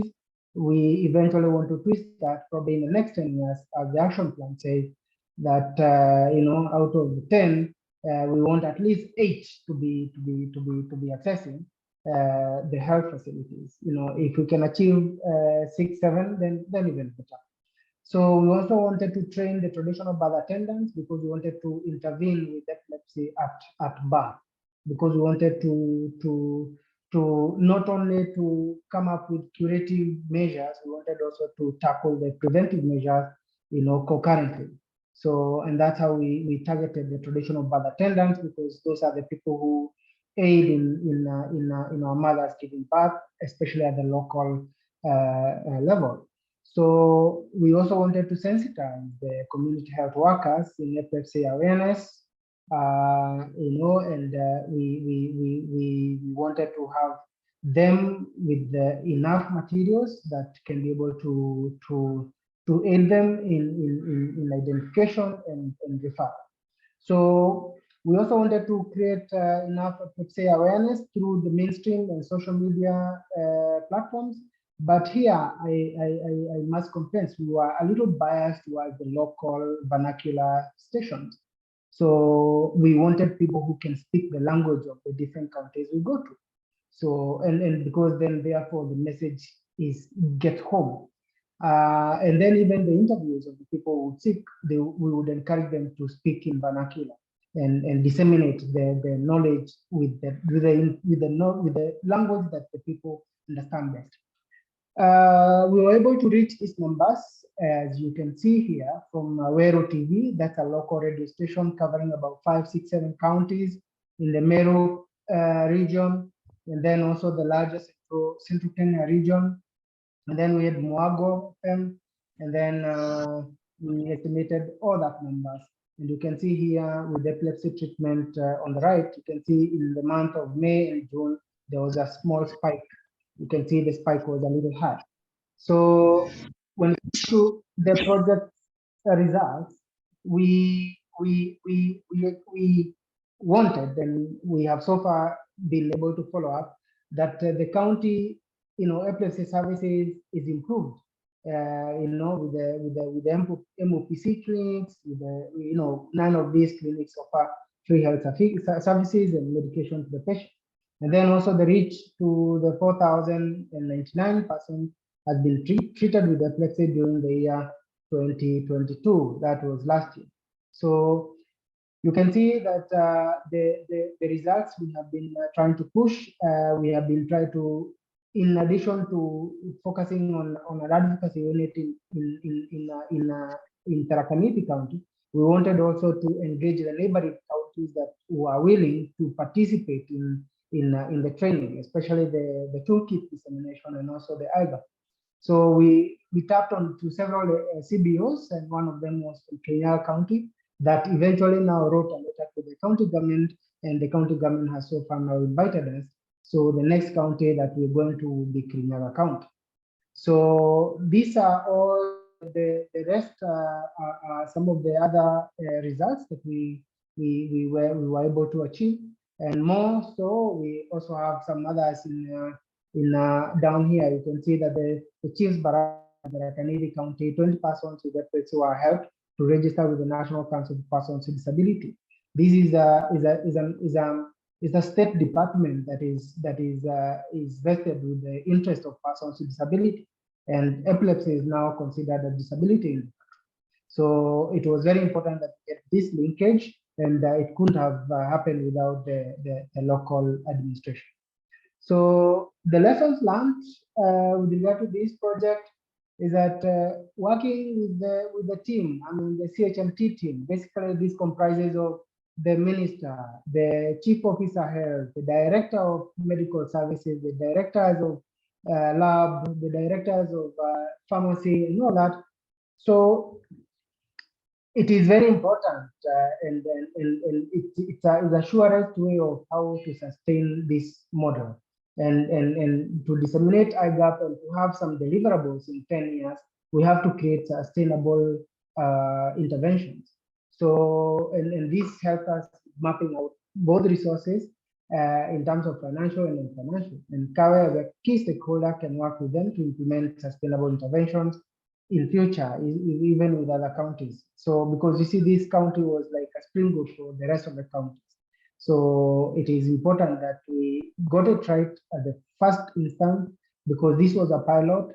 And so if there will be any future funding or any future partners who want to help us disseminate these guidelines, it will be very important that we replicate what we did with the Tharaka Nithi County, because we can clearly see the fruits even up to now.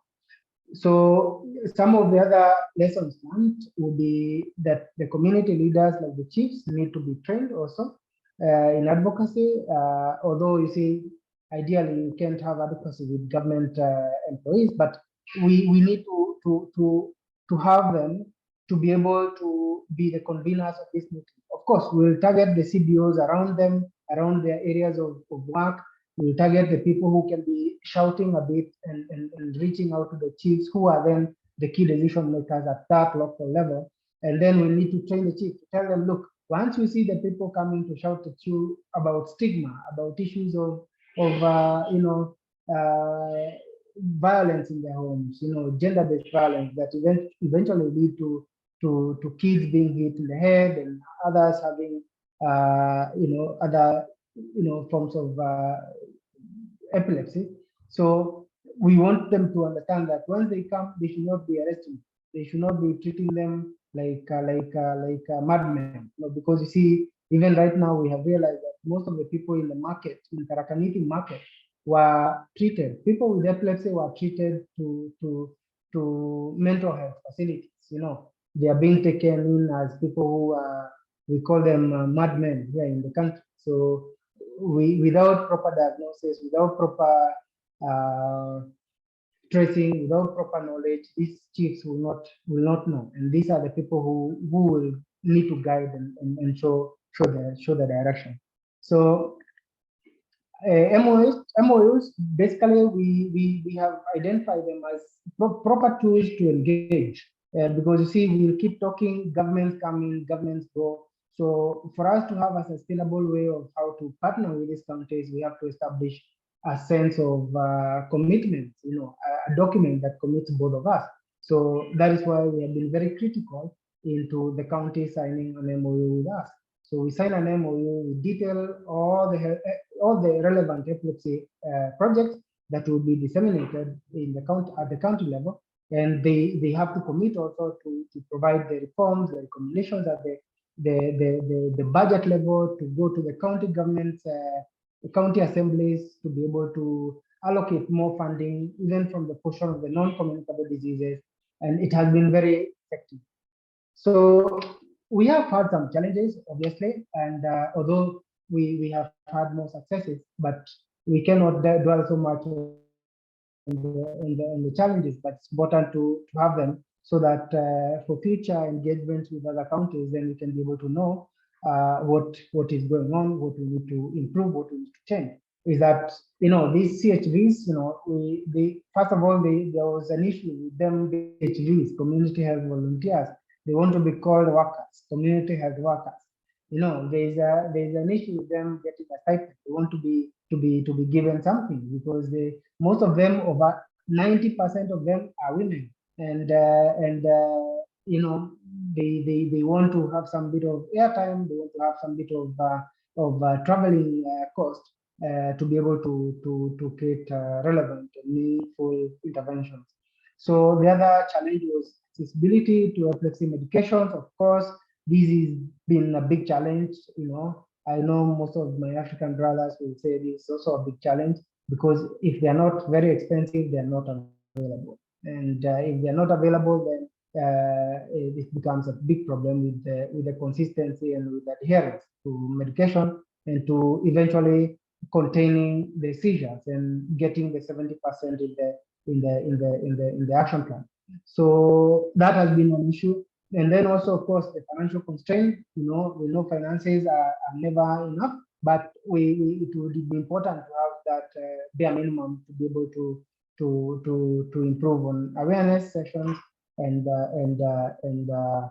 public education. And then also we had political risks, because a government change, new government officials come in, they want to come in with their own people, you had history with the other ones, so you have issues, you have to go again to reorient the new ones. So you see, every time NGOs go to reorient the new officials, it's a cost. It's a cost to reorient new officials. Of course, we expect that the old ones will, transfer the knowledge to the next working stations that they're going to.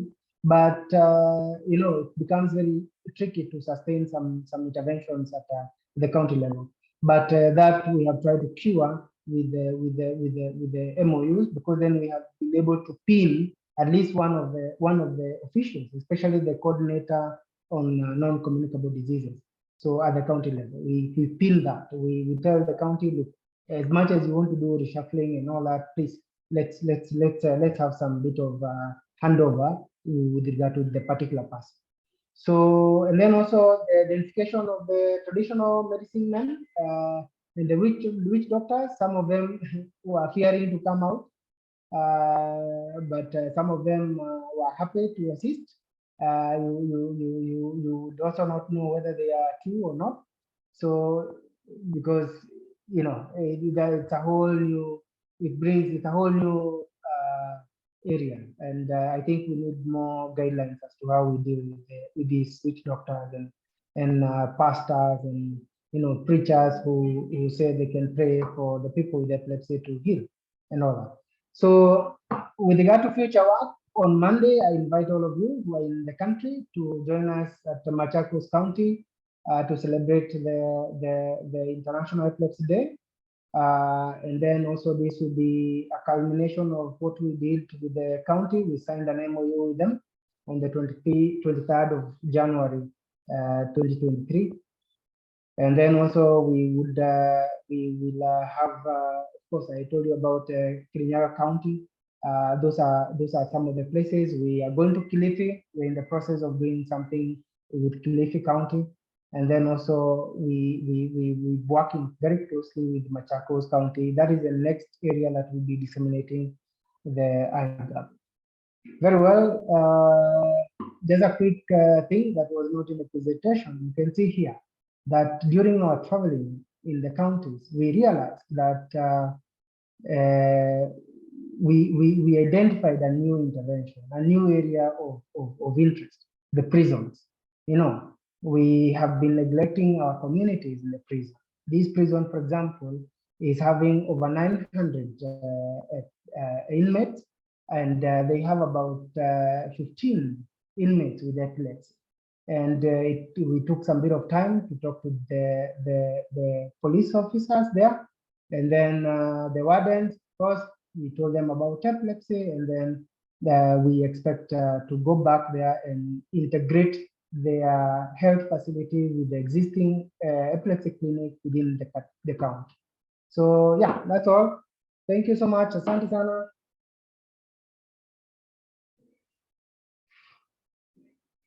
Presentation and demonstrating that it is indeed possible to implement the aspirations of the IGAP at the grassroots, in the hope that actually it can make an impact on the implementation at the national level.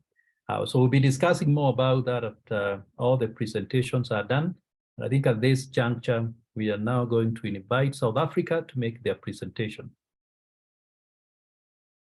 South Africa. Thank you so much. Could I please be given sharing rights so that I could put our presentation up? Are you sure you have them already? Okay, so let me share screen. Okay, can everybody see my screen? Yes. Yes. Right, let me just get okay.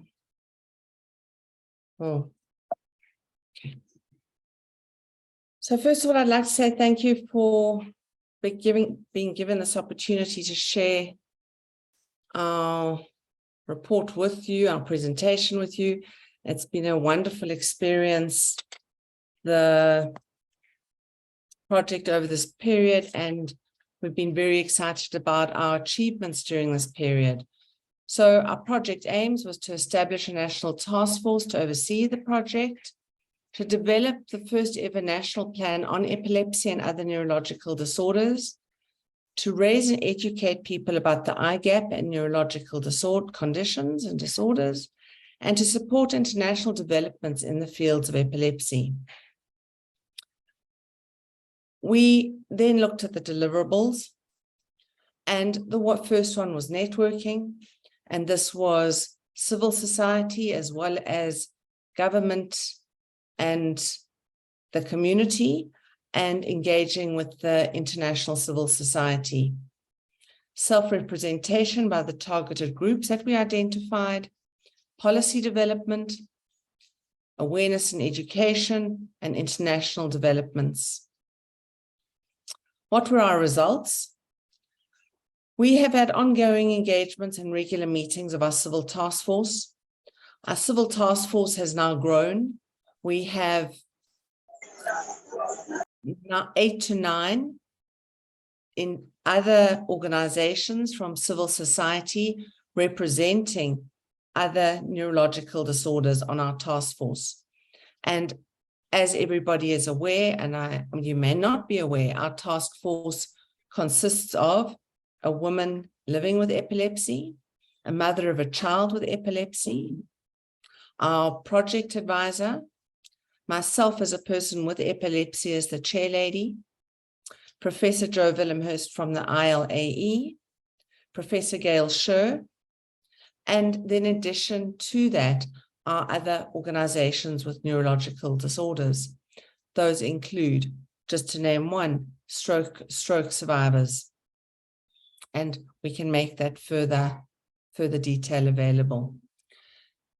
The results was that from the task force, we have worked very, very hard to get a draft national plan on epilepsy and neurological disorders as close to ready as possible to submit to the Department of Women, Youth and Persons with Disability to take the internal process with government forward. We have engaged many stakeholders, and the framework has been built and much of the content is now embedded. We're having a further meeting next month to continue and add further information into the draft plan. The working relationships with the 3 key national project government departments.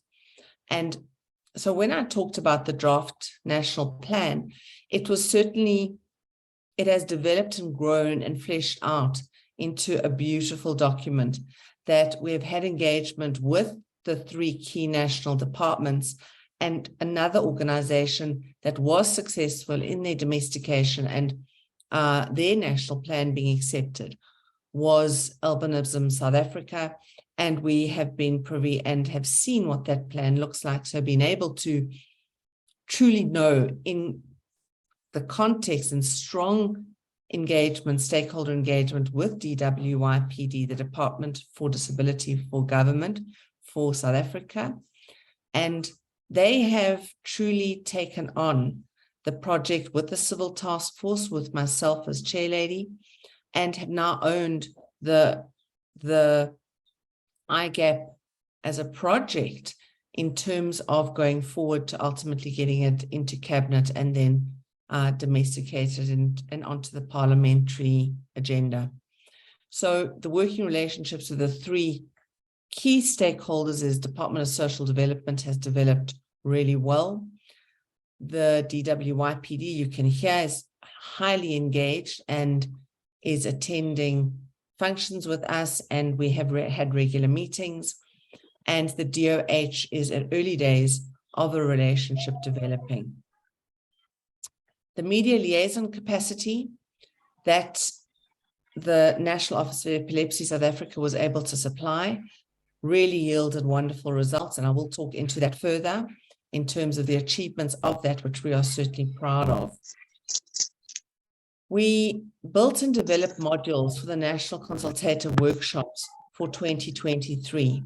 And those modules have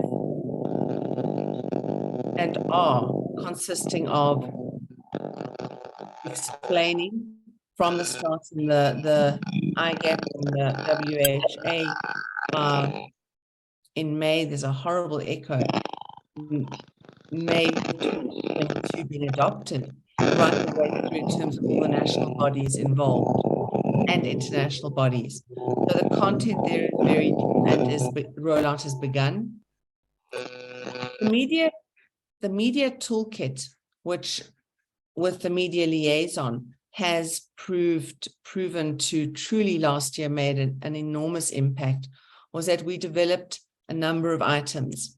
We developed JPEGs that were shared across our social media. We did a large social media campaign with the various messaging. Our Facebook group as Epilepsy South Africa has over 11,000 members. So the viewership of those and the tracking of those statistics was very, very evident, and engagement was high.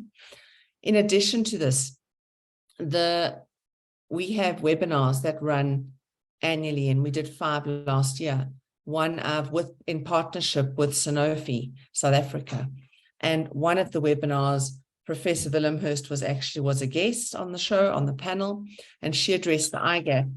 For that particular webinar, that webinar was viewed by an excess of 24,000 people. And those are statistics that we have evidenced through drawing those out from social media, from our partner in the studio that tracks things, and it's just kept growing. The project results surely have come out from the Trendsetter Initiative, where, as everybody knows, Epilepsy South Africa began working on this project in 2018, and being one of the 4 countries included in the Trendsetters project for last year, enabled an enormous amount of momentum to be achieved. And it is very, very exciting to be where we are now in 2023, able to carry on, and certainly in collaboration, we're hoping to take the next steps into phase 2 of the Trendsetter project with IBE. So the other result that has yielded is that there's really been key relationships with international role players, and one of them to mention is AfriNeed. We have been invited to present, and we will be presenting a concept paper at their workshop, at their conference that is being held for the first time in South Africa. They have conferences across Africa. And we have entered into a MOU with the University of Stellenbosch with AfriNeed to do this. And this is a recent development. The national survey we ran to really identify the strategic objectives in South Africa on the IGAP. We ran it across Epilepsy South Africa, as well as the organizations on the Civil Task Force. And it was truly interesting to see the strategic objectives that did result out of the survey. I'm going to share those as a snapshot with you without getting into much detail with them. The findings within Epilepsy South Africa was the top 3 was barriers to inclusion, access to medication, and education and employment. You can see that the survey also yielded how close the next 3 came in terms of percentage and results within Epilepsy South Africa. What came out of the survey findings with the other neurological conditions was number 1 on the list was love and belonging. In terms of persons living with epilepsy and other neurological disorders, safety and security, and barriers to inclusion was right there in the top 3 as well. So the survey findings from last year, when this was collated in December, has given us a wonderful platform to springboard into our consultative workshops for 2023. So what are the lessons that we've learned? We really learned how to contextualize the IGAP into South Africa, into a project plan. And this including our lessons, were how to include then monitoring, as well as evaluation, as well as implementation of the IGAP going forward. So that was really a lesson learned from the program, the Trendsetter program last year. Converting a strong network of government and civil society into a cohesive team. That has truly been a real lesson that we learned of the importance of this. And it's really exciting to be able to say that we have entered into 2023 with, I believe, a far more cohesive team than we've ever achieved with government and our civil task force. So we're truly excited about that, and there's been a really large curve of lessons. The self-representation by target audience has really been interesting, and that really came out of our survey and hearing from people on the ground, and that's where we collated that information from. Linking the IGAP to existing national and international instruments in, for example, the UNCRPD, the CDG's legislation as examples, has truly also taught us the importance of that link in South Africa on the landscape in our country. The outcomes from the Trendsetter last year for us was developing and preparing the national plan for implementation this year. And when I say implementation, it's us getting to a point of actually articulating what it is in that national plan that we're asking the government for.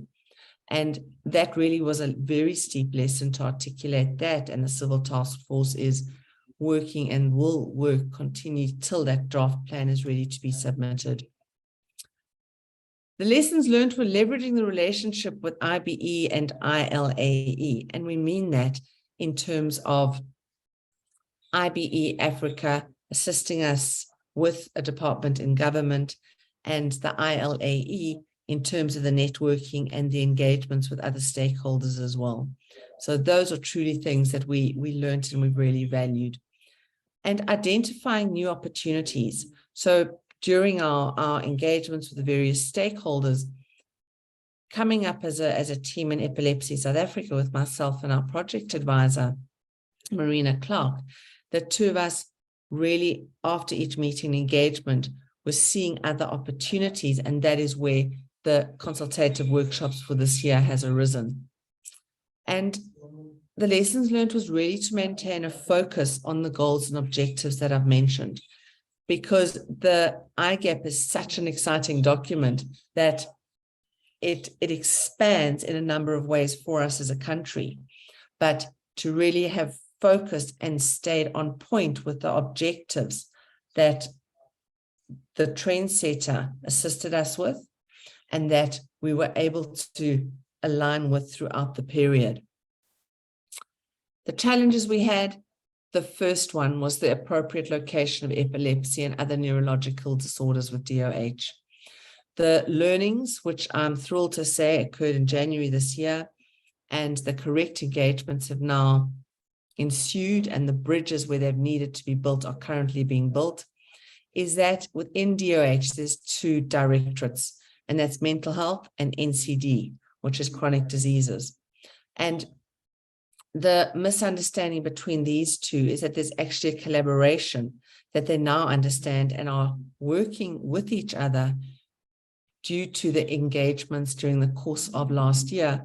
With myself, I had individual engagements with mental health and NCD, joint engagements with them, and then national DOH in January I sat down with, and DWYPD joined the meeting. So although it's proved to be very challenging, the DOH is certainly, the engagements is developing to the next level, and we are excited during 2023 to continue the strength of that. The impact of COVID-19, we really identified this as a challenge. The resource allocation, the medication supply chain, social protection, and psychosocial support are really, really challenges that have been identified and we need to take into consideration going forward. The challenge was that ensuring we had such sufficient financial resources to continue this project, because as you all know, South Africa has had some years since 2018 that we didn't receive funding for, and we self-funded. And now going forward, we will be doing our proposals as we've been requested to for the Trendsetter project to continue as phase 2. And this is really a challenge, and we are facing it head on because we do not want to lose momentum. Securing effective engagement levels, I've mentioned that a couple of times. That's been challenging. Interaction with government departments has definitely and was challenging. Many hours during last year was spent on this. And that came out of a learning from the previous year in 2021, where our civil task force and government, we had one task force, and there were government departments on the task force as well as the civil task force members. And we then learned during that period going into 2022, we separated that out at the end of 2021, where the civil task force was formed. And we then, DWYPD, took ownership of the process with us for the government side of the fence. So it was a challenge, and I have no doubt with what's going on in South Africa, we're going to continue facing challenges with our government, but we have the DWYPD very close to us, and they are committed to this. The timeframes we found challenging. The government departments, due to the landscape and what we have been working with since 2018, we know the challenges. However, last year we truly got momentum. And we know that this year is going to be a year where we, DWYPD, have laid a date down for cabinet submission, and we are working very hard to ensure that that happens and is done. And this talks into our future work. So what we went into 2023 was we had developed and built the modules during the Trendsetter project, and went into 2023 with the workshops, the consultative workshops prepared. And right now we are in the middle of a 9-province road trip where we are running consultative workshops at each of our 6 branches, as well as the other 3 provinces. And the DWYPD is present at each of the workshops. They're sending representatives from the chief director herself down to numbers of individuals, and they attend every single one of the workshops. So the timelines got pushed out from January to February, where we were hoping to finish, and we're finishing in the first week of March, whereby then a full report will be submitted to DWYPD on the findings and the surveys, the results of the consultative workshops, and then that will deal other future work for this year for the work. The finalization of the national plan, as I mentioned, for cabinet, we have a date laid down in September, and as long as we've got financial resources, we will be able to achieve this with the civil task force and the resources that we really need to ensure this. There's many hours that's needed to be put into this, and we refer to it as the finalization of the national plan.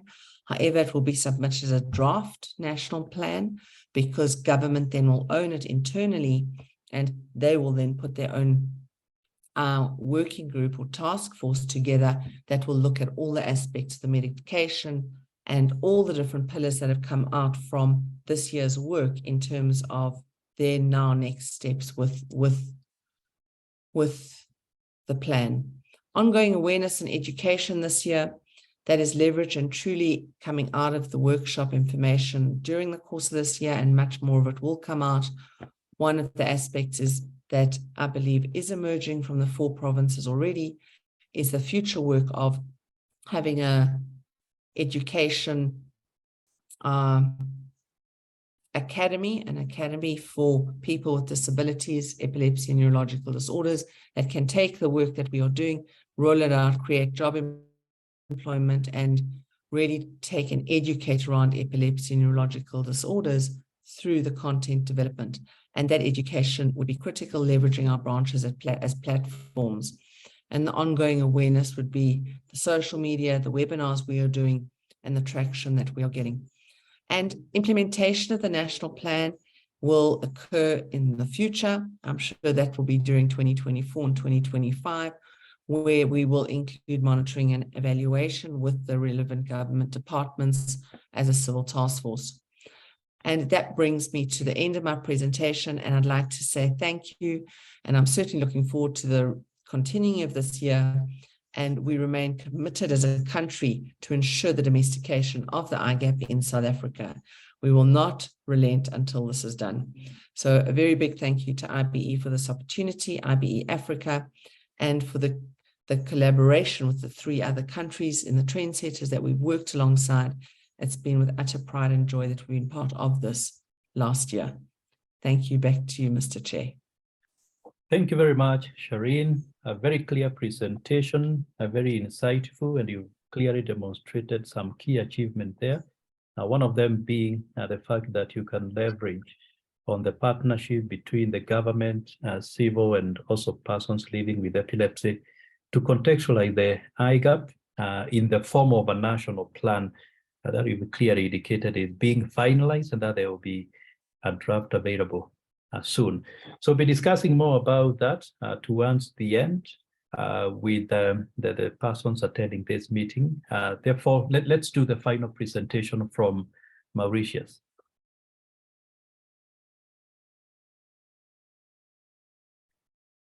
Action. Can we have a facilitation for Mauritius to present? After your presentation, the PowerPoint presentation. Sorry, do you want to share, Mr. Chengan, or you want Moses to share for you? If Moses can share it for me, that would be great. I have it, but okay. All right. Okay, thank you.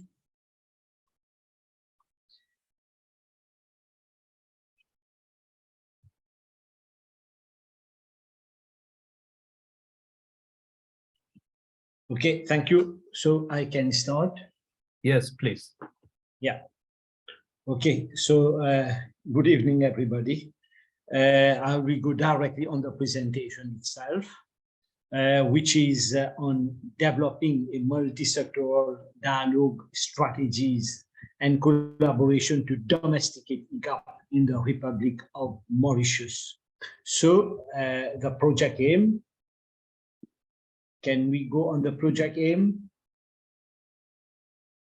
Yes, the project aim, meaning in terms of domestication of IGAP at the country level, is to improve the living conditions of people with neurological disorders and epilepsy in Mauritius. We are expecting, in fact, tangible results. That's why we want to see better access to care, support, and treatment, with all essential medication and services, reduce the associated mortality, morbidity, and disability in the sector, promoting human rights. After all, they have a right as a human being, so to be understood and given the opportunity to live a fulfilling life just like anyone. And we have to address stigmatization and discrimination issues caused in the society through an interdisciplinary intersectoral approach as recommended by IGAP. That is having everybody on board in an inclusive society. By enforcing preventive measures at all levels, and this is important, and we are thinking of by giving consideration to the causes of the problem and to consider seizures at the same time.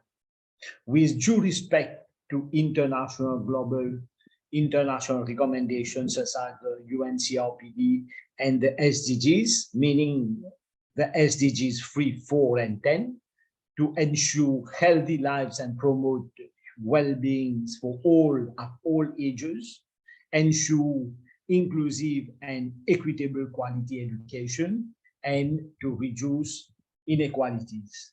So in that context, we are advocating with determination for the setting up of a national working group under the aegis of the Ministry of Health and Wellness, with all key stakeholders on board to bridge the existing gap for remedial action in line with IGAP. So on project deliverables, can we move to project deliverables? Yeah. So the national working group will have to be guided by a standing operating procedures, that is a SOP, in line with the recommendation of IGAP, SDGs, and the reality of the country within the reach of the country's budget and policies, meaning that to work with the government, we don't want that the government to go out of its way. So we'll work in line with the government recommendation within their budget target and policies. However, the national working group will have to start with a high-level multi-stakeholders workshop. First of all, to study the gaps in the medical sector, care and social support, education, employment, and with consideration to an integrated development. Along with, we as an NGOs, EDICS, we also focusing on a community-based program, which we have started already for sensitization, awareness and training, for a better dissemination of information and integration of persons with neurological disorders and epilepsy, and to mitigate the different features leading to stigmatization.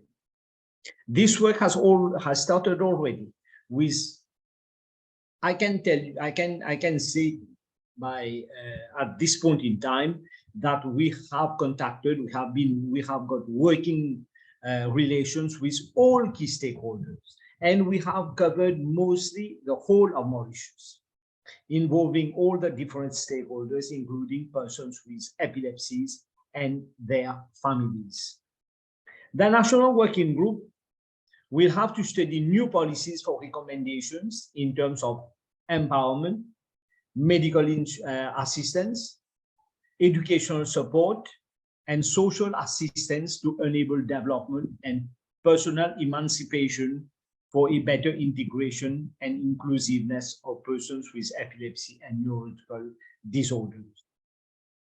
The National Working Group, and this will be stated in the SOP, meaning in the standard operating procedures which will govern the National Working Group, we have to come with a roadmap implementation plan 2022-2031 with a yearly data checkpoint reporting on the progress assimilated each year.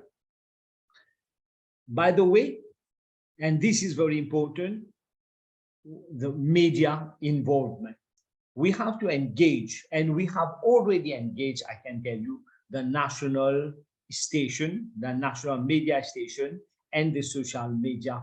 They are being extensively used for sensitization and information sharing. At this point in time, in fact, the minister has agreed already to set the National Working Group, and he has nominated his advisor, Dr. Go, to take lead of this committee. Hopefully this committee may start its operation soon, but we have fixed as target that before the end of June, the committee will be in operation already, and we are expecting a report by the end of this year. And this is very important. Unfortunately, there has been some constraint with COVID, and there has been other priorities coming in. That's why there has been always an excuse from the ministry, and even from the person who Dr. Good to lead the workshop, and that has taken some time. But I can tell you at the same time that in January itself, this year, we have already signed a request to the minister for a meeting, and at the same time, together with Dr. Go, so that we can decide when this national committee will be put in operation. In terms of project results, at the end of the day, we need to see better access to care, medication, support, and treatment with assistance of trained and qualified personnel. Even if we don't have a specialist, at least we have qualified and trained personnel to take care of our persons with epilepsy and neurological disorders. We are expecting reduction in associated mortality, morbidity, and disability. The legislation recommended by the committee, which is more customized for better integration and inclusiveness of persons with epilepsy. We are expecting a zero stigma and discrimination and zero discrimination at all levels.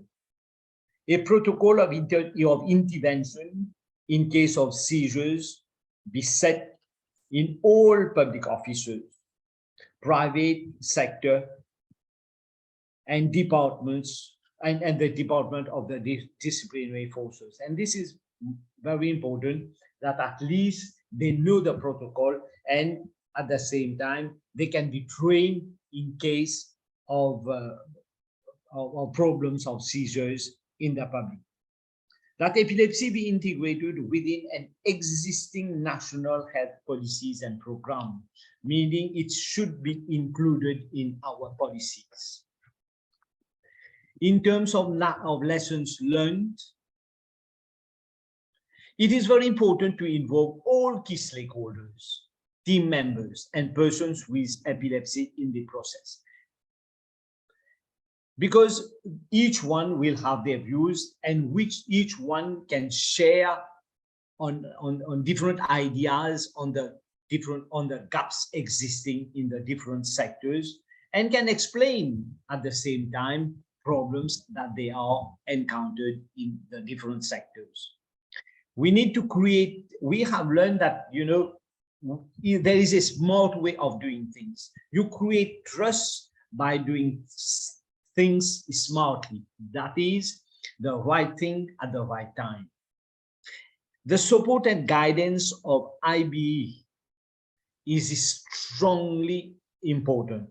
And you know, the support by itself from the IBE team, meaning from an international sector, from the WHO, from the international sector, and this is important. Give some support in our advocacy work. A work plan aligned with budget throughout the project implementation, meaning we have to align already with a work plan. The ministry, unfortunately, is not aligned, and this complicates our task. Readiness and prompt collaboration of the WHO office, as I have just said, is very important. And I can tell you, in Mauritius, the support of the WHO country office has been very supportive. Support of persons with epilepsy and their families is mandatory to IGAP domestication at country level. A national mass awareness around IGAP, key strategic objectives and vision is essential on the ground. Reporting through WhatsApp group, meaning the social media, with participants to keep the ball rolling, and a report of our workshops sent to the ministries and the WHO head office gives more impetus to the work that we are doing, meaning supporting evidence of what we are doing on the ground. In terms of challenges, unfortunately, the slow bureaucracy and hierarchy flow of communication with decision makers and key ministries cause us some problem. The lack of political will and reluctance for commitment and engagement from decision makers and officers, which we have encountered all through. Securing engagement with important role players is, in fact, a great challenge. These issues were being considered as very often by the ministries as secondary, and even by decision makers. I don't know, maybe because they don't know the real issue or the real implications of the problem, but very often it's considered secondary. The Ministry of Health gives the impression that they are overwhelmed with other priorities. We understand that we have been through the COVID, but now we are post-COVID. There is a need for more engagement at least to see that they are committed to do things, to work in line with the IGAP recommendations. We have shared so many information with them. We have the feeling that the ministry is not appreciative by being guided with initiative from NGOs and the civil society. This is also an issue. Maybe they are thinking that they cannot be governed by propositions from NGOs and the civil society, and they want to commit themselves on their way. And by committing themselves on their way, very often it does not adapt with what we are really asking for. The media houses and journalists in Mauritius are engulfed with other works. Very often you have political issues, you have so many other issues, and again, consideration is not given as such to epilepsy and neurological disorders and to our advocacy informations. Future work. To enforce our commitment and engagement on both sides with NGOs and CSOs and authorities with the strategies to make the society believe in them. I mean, to make to allow the society to believe in persons with epilepsy. And you know, once this is created, until they eventually start believing in themselves to integrate the society, there is a lack of confidence, meaning to bridge the gap between the society and persons with epilepsy, and persons with epilepsy on the other way, with authorities, the societies, and even with the families and peer groups. We have to continue advocacy lobbying until IGAP is being domesticated with relevant ministries and other stakeholders promptly involved. We have negotiated with VERD, and this is an important part of our project. We have been able to have an institution working on surveys. So we have a collaboration with VERD, which will start very soon to capture the reality on the ground, which will be as a support of evidence. We are confident that this will facilitate our task in the advocacy process. We may need to simplify the approach using persuasive tools, that is pledge. Once we have a workshop, it's important that they sign a pledge to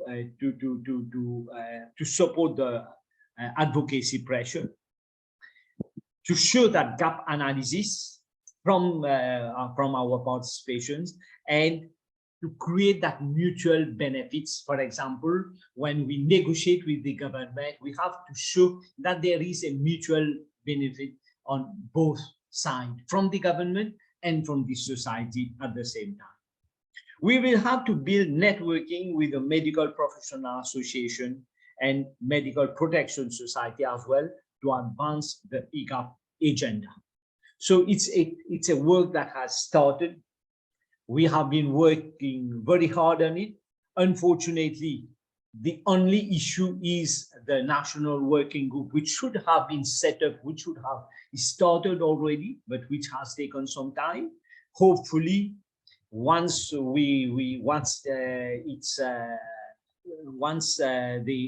national working group starts its work, we will try in as much as possible to collaborate, to gather information so that the national working group can come very quickly with a report.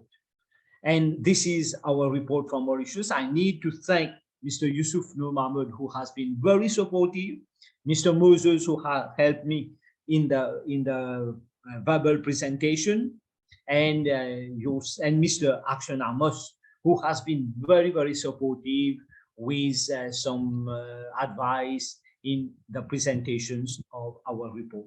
Thank you. Thank you, Mr. Chegan.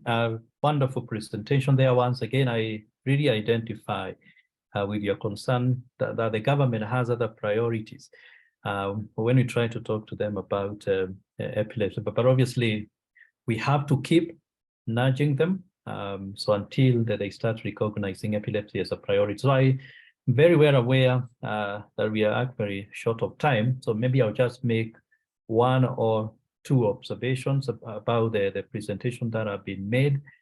Then after that, see if there is anyone with any questions for the speakers, and then hand over back the program. And for my observation, you don't have to respond on anything. Maybe just take some notes. And I think for all of you, significant progress has been made. And I've actually seen, for instance, for Mauritius, you've already you have in place an implementation committee and also the national working group. And I think at the moment it's just to start thinking about what those implementation committees and the working groups are going to achieve as far as the domestication of the IGAP is concerned. Really trying to work out even the timeline and whether that is going to be feasible within the period that you've been funded. I think for South Africa, very ambitious progress, but I think you've made quite a very significant progress, especially reporting the gains you've made with the development of the national plan for epilepsy. You did mention somewhere that is being finalized, and I'm one of the persons that are really looking forward to have a read at the draft, because I know that is going to really inform writing and development of the same drafts in very many other countries, some represented here and others that are not represented here. I think the only concern that I had, and maybe this is for you to think about, and I know now you're working with the civil task force. I was just interested to know whether you've completely abandoned the idea of forming the National Epilepsy Task Force, or whether it is something that you might consider implementing in the future when circumstances, including even politics, allow. As far as the project in Kenya is concerned, Charlene, you want to briefly, maybe in a few seconds, comment on that? Yes, I would. Thank you. Thank you. If you would indulge me for a moment. Just to clarify, the National Civil Task Force is formed, and it's a civil society task force, and this is who's been working as a group since November 2021. So that is there. The government is internalizing their own task team.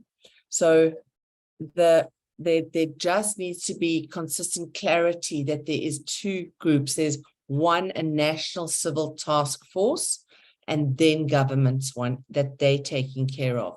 So just wanted to share that with you to provide the clarity. All right. Yeah, that's quite very clear. Quite pleased that the government is working on its own task force, and I think that's where you need to keep following up to make sure that they get it done. Right, to Kawe, I really like your model, Kawe, trying to implement the IGAP using the bottom-up approach. I think this is very relevant in Kenya, where healthcare is devolved, and I've already seen that other counties are getting interested in what you are doing, Kirinyaga, Machakos, and so on and so forth.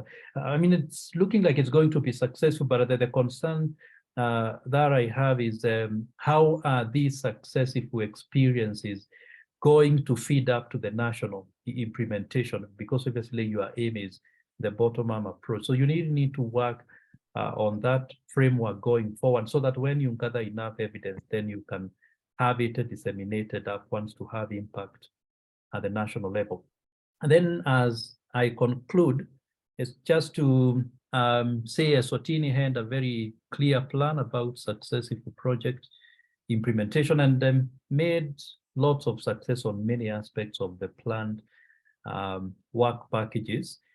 I think what wasn't quite very clear to me was what aspects and scope of the IGAP material content are they working towards domestication? I mean, is it everything all at once, or is it going to be a phased implementation of the content. Maybe that might need to be a little bit clear, so that the project can be feasible. Obviously, other things that you indicated about the delays in implementation of some activities and also the rescheduling, it's challenges that every project experiences, and you seem to have been working around that.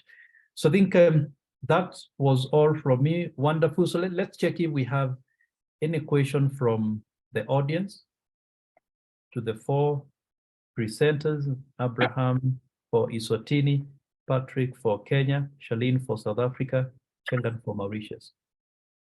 Any comment?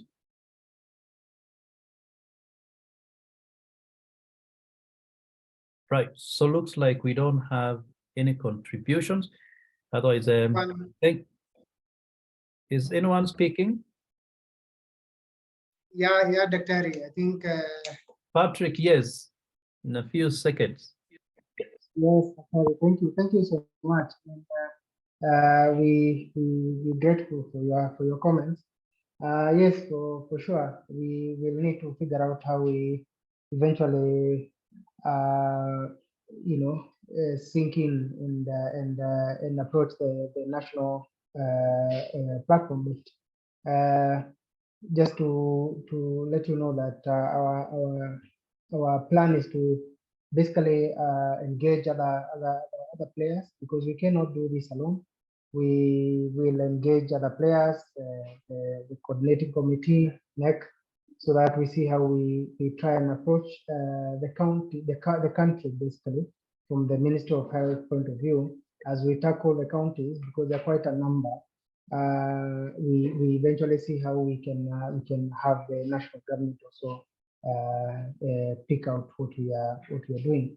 Yeah, that's my only comment for that. Thank you so much, and God bless.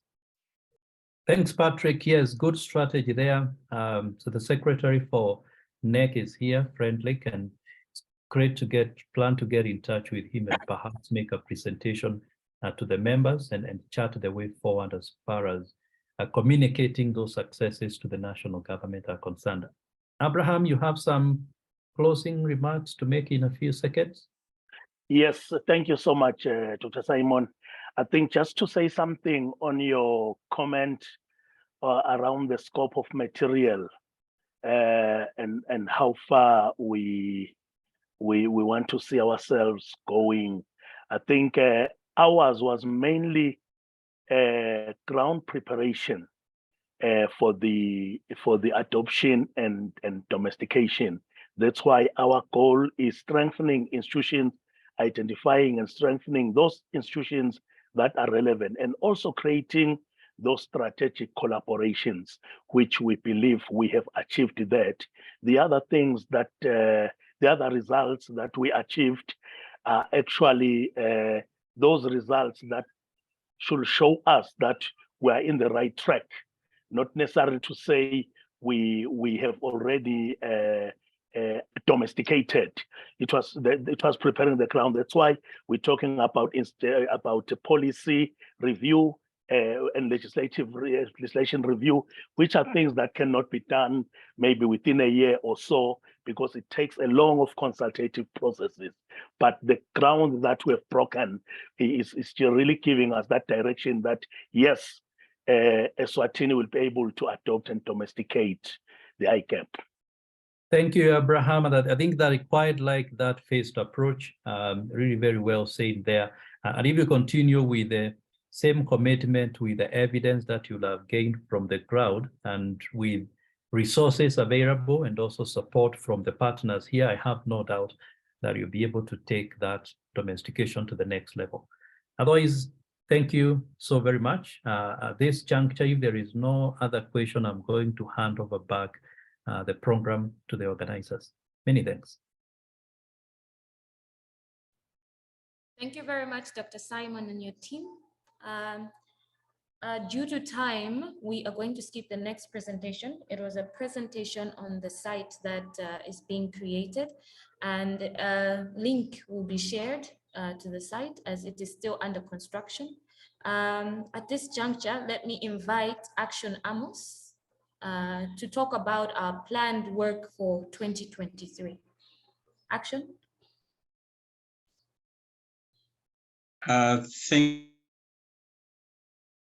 Thank you, and also to appreciate all those that have presented before me. So what I'm going to talk about is our plans as IBE, the work that will be done in Africa. So as you know, IBE Africa is not an entity on its own. It's just some sort of a subsidiary entity of the mother organization. So when I'm talking about IBE, or when I'm talking about IBE Africa, I'm still referring to IBE. And what I'm just presenting, the work that we will be doing in 2023. And because all the work that we did, hello? Hi. Okay, I thought maybe I lost you. I'm still trying to get my sharing going on. Let me first remove.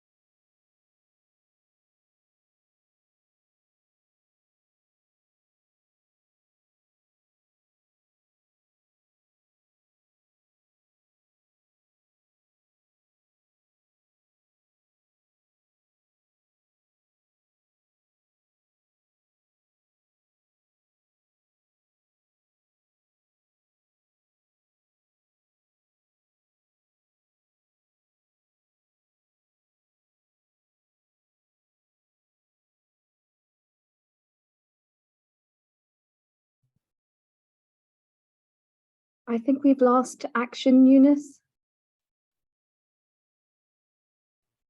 Okay. Whilst we wait for him to rejoin, Moses, are you still there? Yes, I'm here. Maybe you can share your presentation while we wait for Action to rejoin.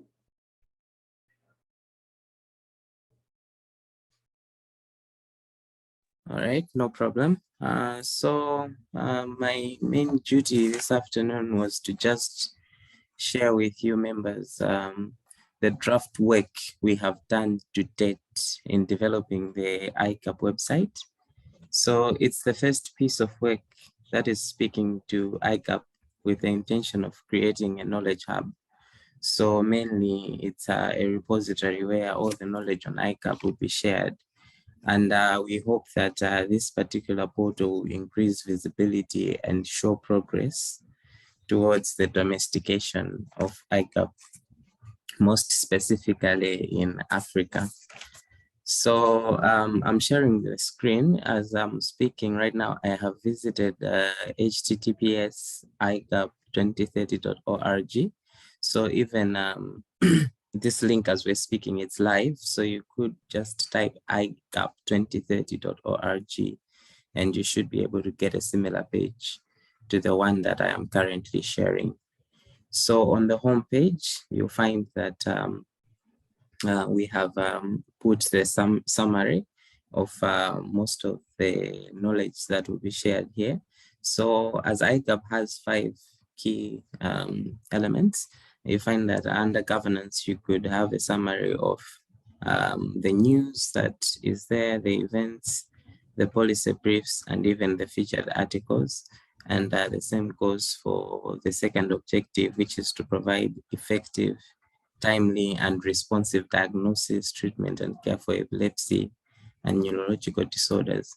So as the website is continually being updated, we'll find that these numbers will be changing and we'll be in a position to see more progress. And even if you click on show all, you'll be able to now see everything that has been written and documented so far.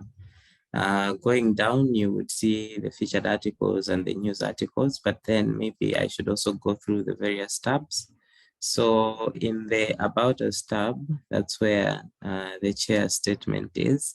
In summation, she's just explaining what I've just said earlier on, that IGAP, the website is there to increase the visibility and to showcase progress towards the domestication of IGAP.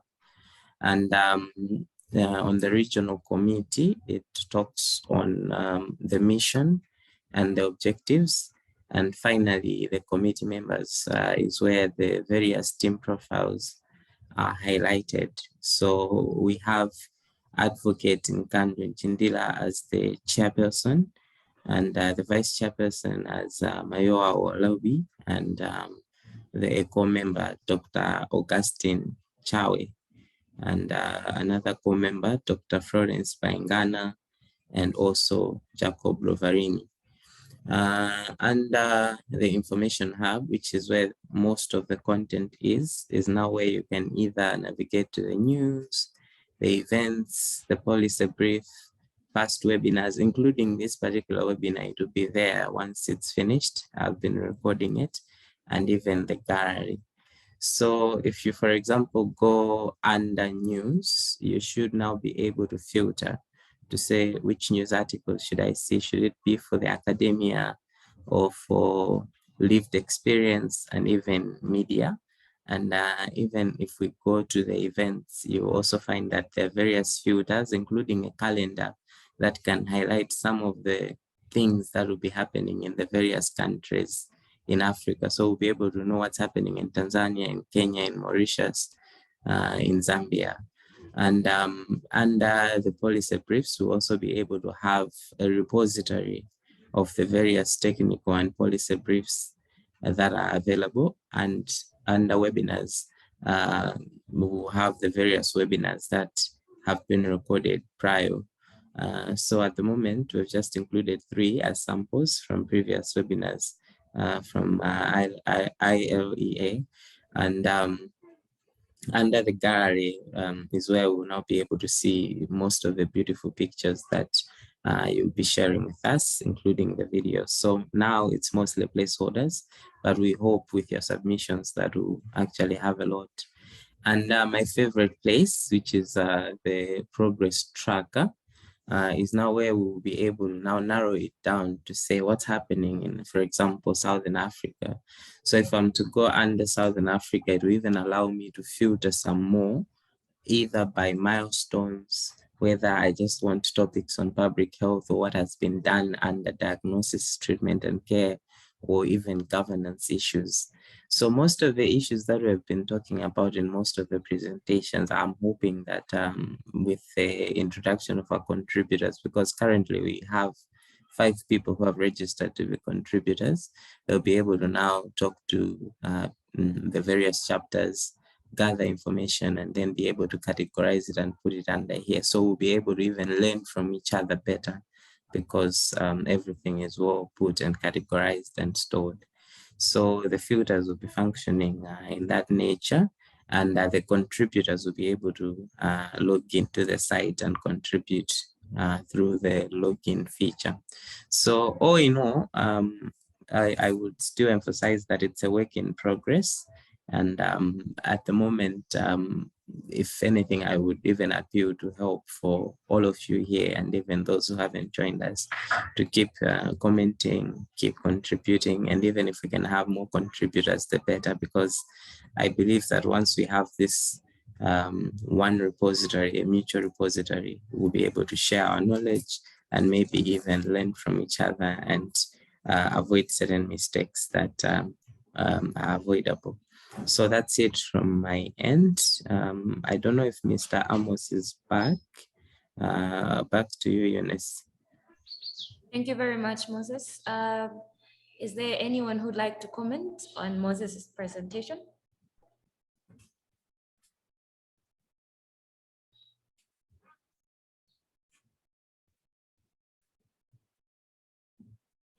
Okay. I think Amos is back. Amos? Thank you, Eunice, and thank you, Moses. Maybe it was also a blessing in disguise that you were able to share that. So I will briefly just highlight a few things that we'll be doing as IBE in 2023. As I had already started mentioning, we have a project that will be running up to December, and this is making epilepsy a health priority in Africa. And the project is based on 4 pillars. And the first pillar is the capacity building, mainly to focus on persons with epilepsy, building their capacity so that they are able to advocate.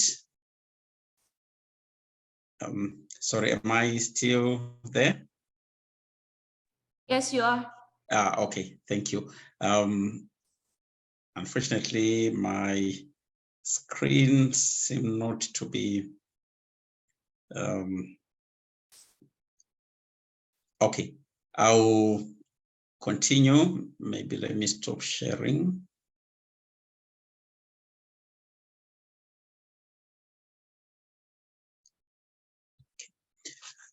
So we have capacity building as one action area that will be working around, where we are capacitating advocates in different chapters. And there will be specific trainings that will be given. As you have already heard from Donna in her opening remarks, we'll have some trainings that will be happening in Ethiopia, which are going to be face-to-face. But not only that, we'll have some online trainings also that will be happening. We will continue with the advocacy and awareness work through our chapters by supporting them. I'll talk more about that. We'll support a few projects when I talk about the call for proposal that we'll talk about.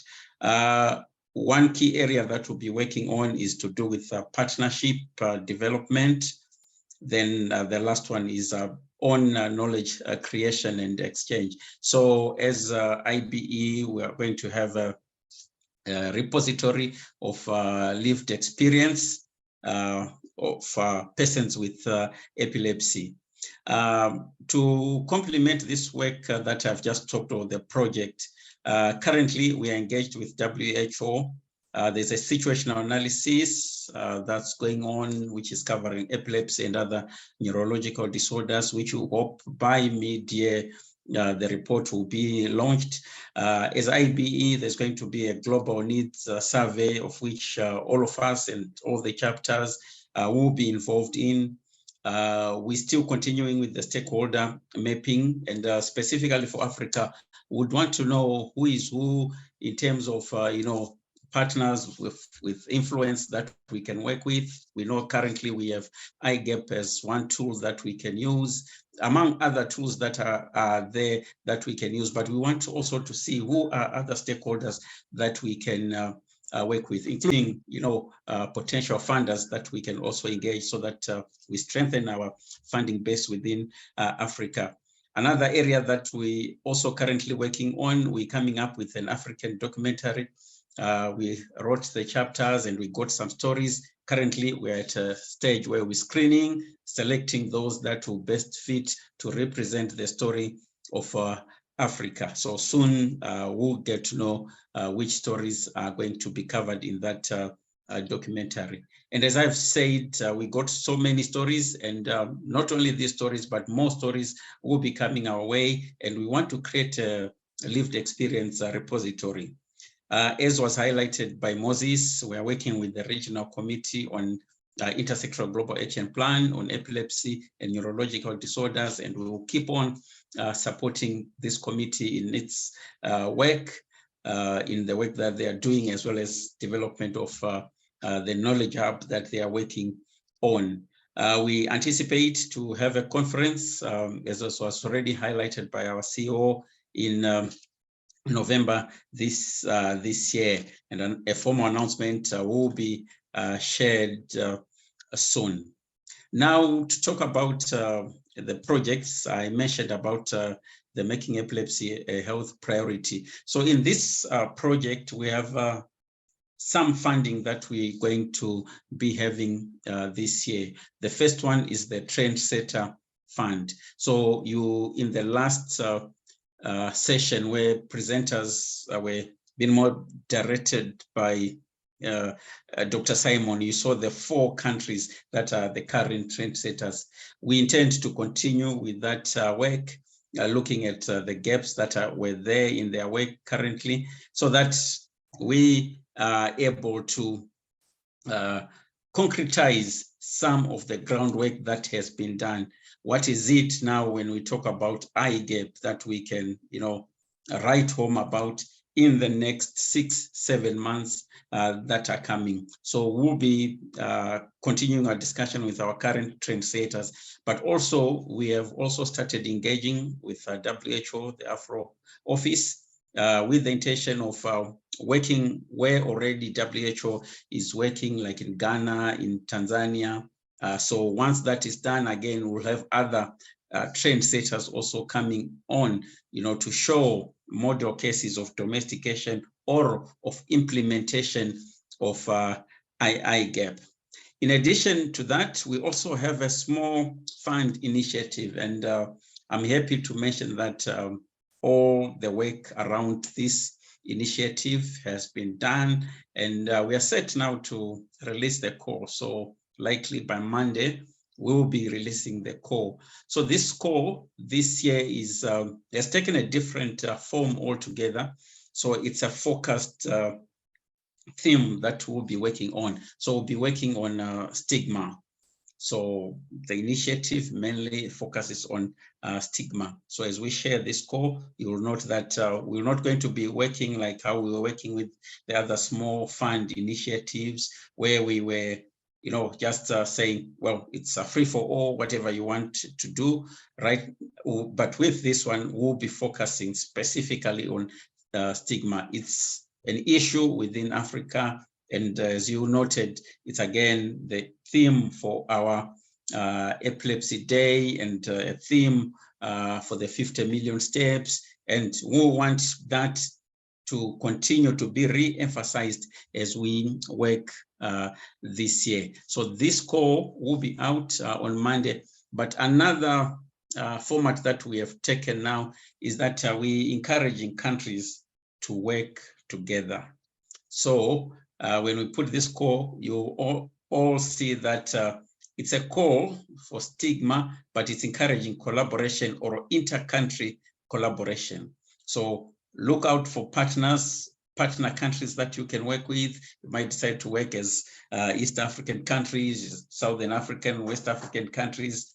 Work together on a certain theme, put your proposal, then submit. We are not going to be funding individual countries, but we are encouraging inter-country collaboration with the aim of getting best practices out of it, getting lessons learned out of it, and so that this work can be demonstrated to the world that yes, this can be done not only in a specific context, but when there is an intersection of challenges or issues that need to be addressed, it can be done. So this is what we're encouraging. So that's the key to this. So on Monday, when we release it, please take note of that. And I've already given you a tip.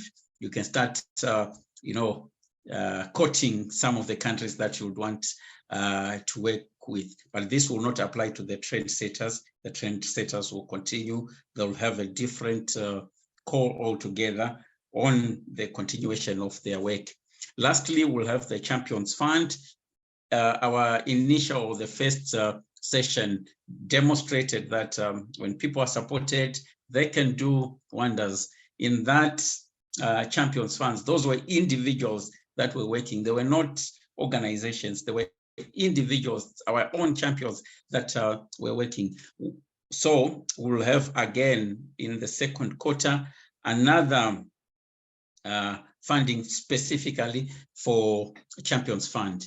We'll again have a specific theme that the Champions Funds will focus on. If you noted when they presented very diversified kind of work that they were doing. So, but now we would want them to be talking to each other and to be learning to each other. So it could be 5 countries, 6 countries, 6 champions working in different countries. So we would want that work so that even for publication, for dissemination, we are disseminating something that has been themed that will be working on. So this is more to do with the funding, but then I just wanted to finish with a few drivers that are going to be driving this work that we'll be doing. Firstly, is to do with meaningful engagement. As you know, even WHO now it's coming up with a framework on meaningful engagement, the lived experience. So we would want to see across all our work the lived experience coming out, meaningful engagement coming out. We also have a key driver, the May 2022 past IGAP. That again is something that we'll be using in our work. We have an IBE strategy. So even when you're coming up with your proposal, go to some of these to help you to shape your proposal so that you are in line with the current dynamics or emerging issues coming out of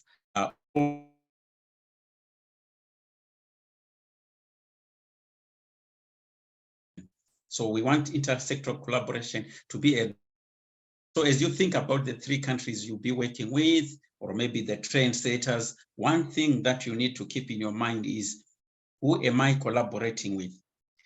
We cannot work in isolation. Epilepsy is not an island on its own. Yes, emphasis can be on epilepsy, but let's work with others. There is no harm engaging other neurological disorders so that we work together. It will be difficult for us to push for domestication of IGAP if others.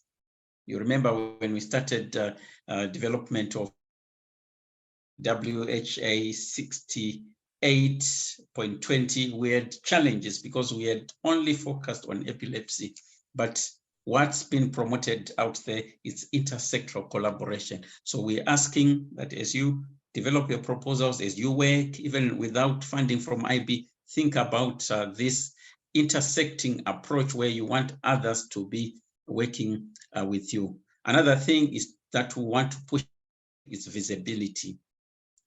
A lot of work that has been done by other movements and those that have succeeded. You can think of HIV, you can think of gender work that has been done. It's all to do with visibility. Let's put it out there so that people get to know about it. I talked about collaboration, but I will also repeat it now in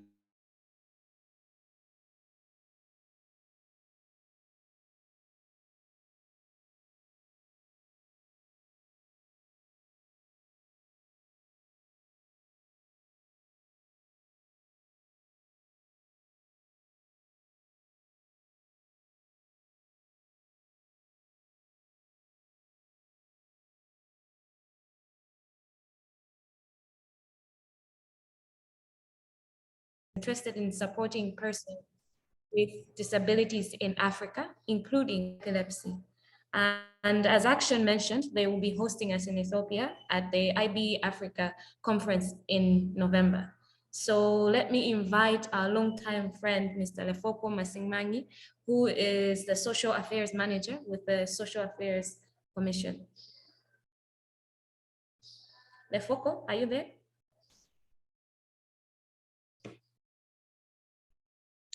I think it's a recording that has been shared. I don't know, Moses. Moses? I have the one from World Health Organization. Okay.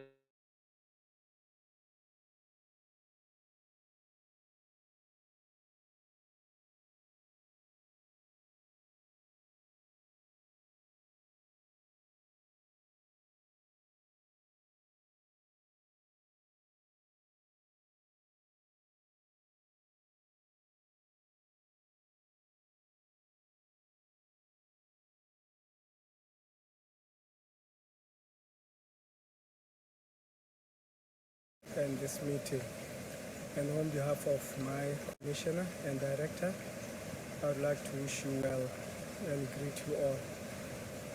Indeed, the African Union Protocol to the African Charter on Human and People's Rights on the rights of persons with disabilities in Africa is one of those tools that we are using and as an advocacy tool to ensure and to entrench the rights of persons with disabilities in Africa, and also to ensure that everyone is equal before the law and they enjoy the rights as contained in all the 55 member states of the African Union constitutions. And let me also emphasize the fact that we have a policy framework, the AU Disability Strategic Framework, which is a policy, and it is important for each one of us to know about it, because that's why we are going to get programming, budgeting, and monitoring, and also ensuring that services are accessible for persons with disabilities, not only the protocol, but the policy.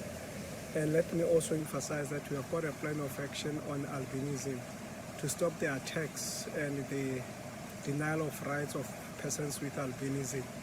And based on this they form the clear vision and the clear route and the clear path the African Union as a body has taken, as African states they have taken. As you prepare for the conference in Ethiopia, let me say that we wish you well, and as you contact the African Union Commission, we will start looking at how we can work together going forward. And let me encourage you that all of us, we need to advocate for the ratification of the protocol. We have got 5 member states have ratified, and we need 10 more. And it might be your state, and you have got a stake to play. May I wish you all the best and a successful interaction. And to also end by saying, let us look at epilepsy not only as a health issue, it's a human rights issue, it's a social issue, it's a social development issue. And we can only tackle it, we can also tackle it not only from a health perspective, but as from a social and rights perspective. That persons with epilepsy, they have got access to their rights, they have got access to everything that they need. And they have got access to health, but also this access, of course, is made and availed by human beings. And if we have got stigma, if we have got all this, the attitude, our negative attitude towards epilepsy, we may not be able to tackle epilepsy as an issue and as a disability issue in Africa. It is for us, it is for you and all of us to interact and to work around this, to ensure that services are provided and provided under the understanding that access to health, access to social services, access to everything that a person who has got epilepsy would be able to live a life as equal to other people without epilepsy. Thank you for this opportunity.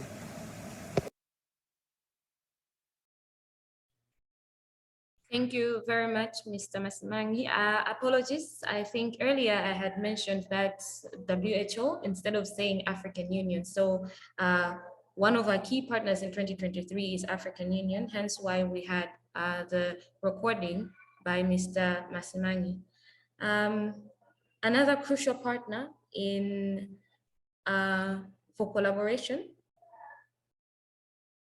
work at regional level is WHO, and we have enjoyed a wonderful relationship with WHO Afro in the past 2 years. Dr. Florence Baingana is no stranger in our platforms, and she is one of the members of the IBE Africa advisory team and director responsible for mental health and substance abuse at WHO. So at this point, I'd like to invite her to give us her remarks. Thank you. Thank you very much. It's a huge pleasure to be here with you all. I had a small challenge joining at the beginning, but I believe I joined during the very first presentation eventually. And so I have been with you here, Not easy to stay online for this long, but it has indeed been a huge pleasure to listen to all the successes, even the challenges, because it is from the challenges that we learn and the lessons and determine how we are going to move forward.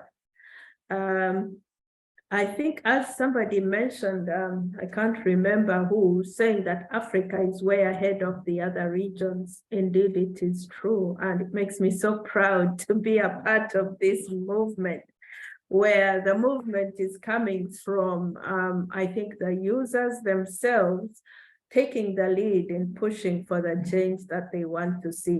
It's really what should be happening, because the change that we want to happen within the governments cannot happen unless we have the people with lived experience themselves taking the lead and doing what needs to be done. So it has been really a huge, huge pleasure listening to the variety of different things being done in all the different countries. It is good we got to see the site because I was a little sad when they said we won't see it.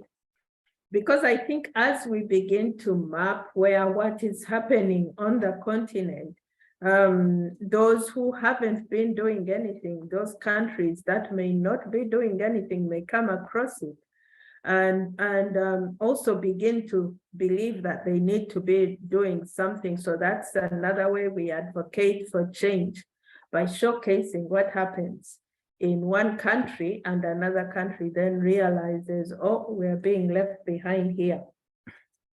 The challenges, this is Africa, and so the challenges are very many. But I think the stories we had here demonstrate that even with a very little bit of seed funding, a lot can be done. So while we have challenges of maybe people wanting logistics, that is a very chronic problem in the African region, especially for, I think for the people who have disabilities. Sometimes they have been made to believe in the past that everything should be done for them. And this is not in my view, this is not a good approach. I think the approach should be that we all try as much as possible to at least make some kind of contribution, even if paying your transport in order to go to a meeting where you believe yourself to be a member. You cannot be a member of an organization where you do not pay even the transport to get you there. So membership has got to be demonstrated somehow. The issues of stigma, I had that one as well. Stigma is prevalent all over the world, but also in Africa. And part of it is also because of the knowledge around epilepsy. What are the causes? What are the effects? How does one get it? So as long as we continue this struggle that we are in here to fight those myths and misconceptions, and when people actually see people living with epilepsy being productive individuals, this is the only way that we are going to fight stigma. Very many times people also believe I should not pay fees for somebody with epilepsy, because a child with epilepsy, because they will never lead to anything. So these kinds of beliefs can be fought by demonstrating that that is all a myth, it's a misconception. You know, it is discrimination, it is stigma, and all the work you are doing here demonstrates that. So huge congratulations to you all. I know about people not being encouraged to work, and sometimes people do believe that they are doing a favor or protecting the person who lives with epilepsy, and we know that this is not true. I think everybody gets to understand themselves best, and they know when they would be at risk to maybe to getting a convulsion. They know when they would need to rest if they are beginning to feel fatigue. So it's just about everybody understanding themselves better, and then also informing the people at the workplace about the condition that they have so that everybody is aware and would be able to provide support when they need it. But otherwise, I believe people with epilepsy can do almost anything that anybody else would be doing. I want to congratulate us all for persevering, with the challenges that we had with internet. I know many of you had internet, action kept falling off, but we have persevered. We have come to the end. That's the nature of how it is being here in Africa. Glad to hear you all will be having a face-to-face meeting in Ethiopia. I hope you will enjoy that. I think the face-to-face is very important as well. While we learn a lot here in the meeting, I think there's also a lot to be gained from the informal interactions over coffee, over lunch, in the evening. I think there's a lot of cross-pollination that happens there as well.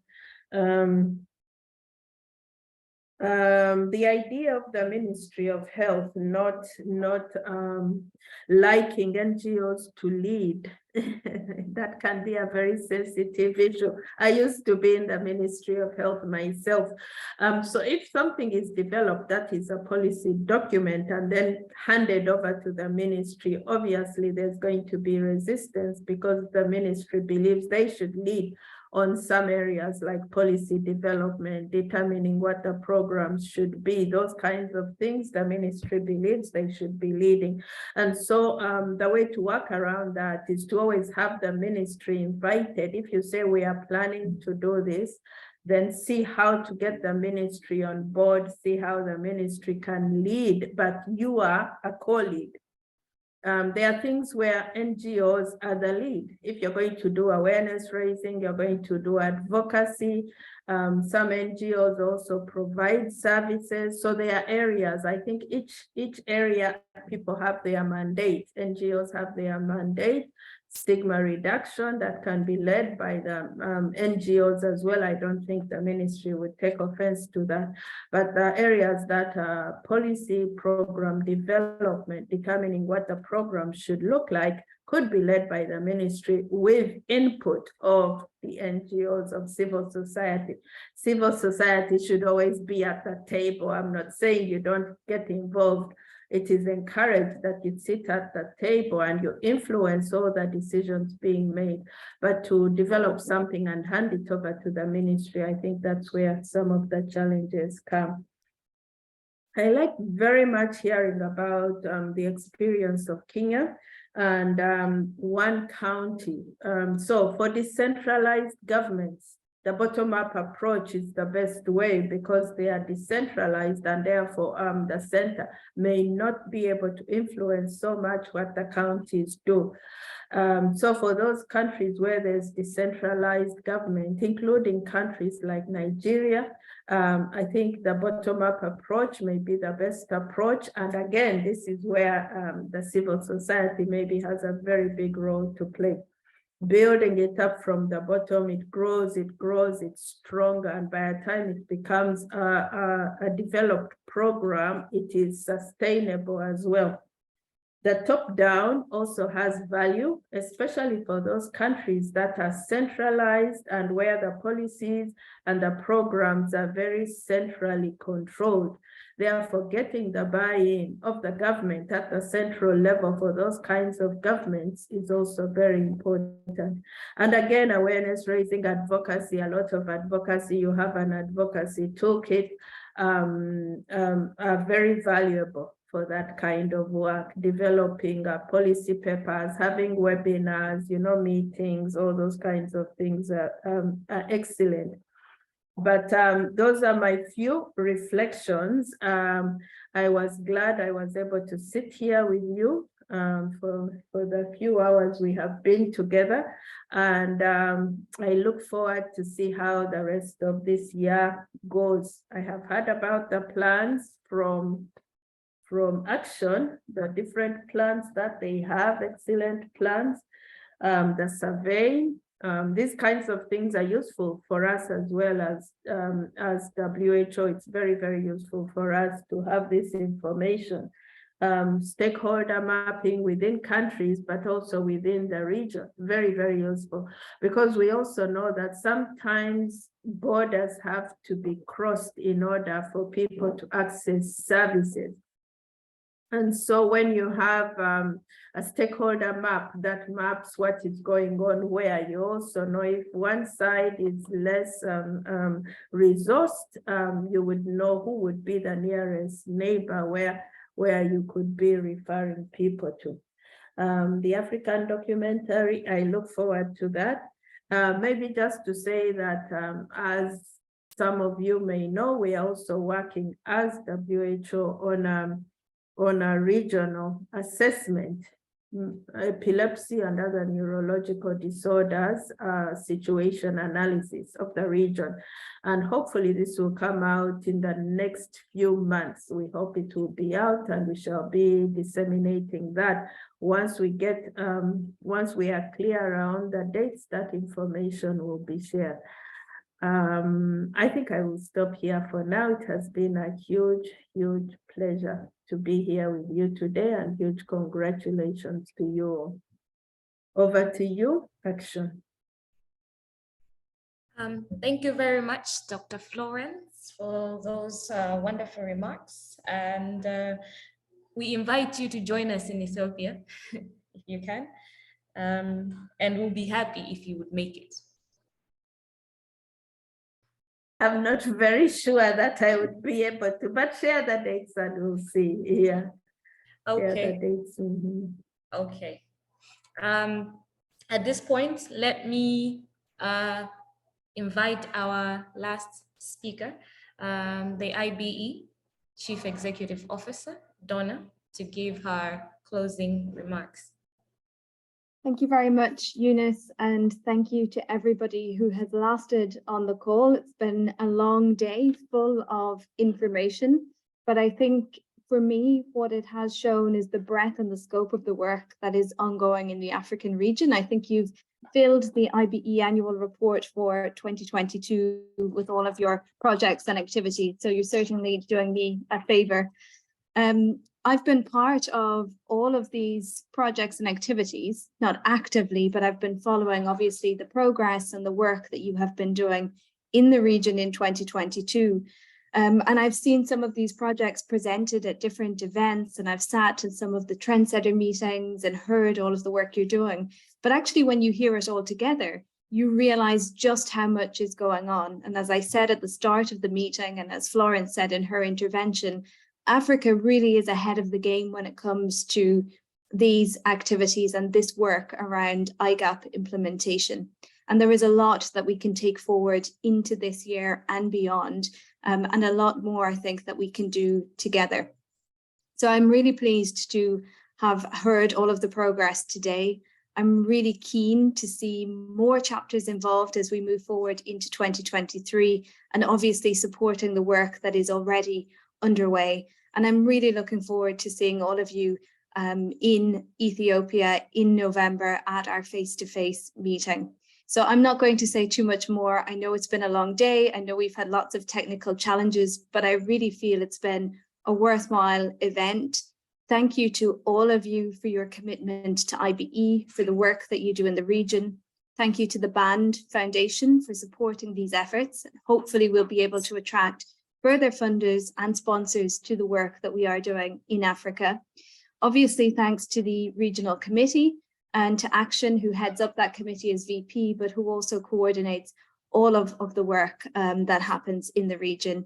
To Moses for the work that you've done in advance of this event to get us all set technically, and to you, Eunice, for moderating today's discussion along with some of our friends, such as Dr. Karaoke, who is a real supporter of the work that we're doing in the region.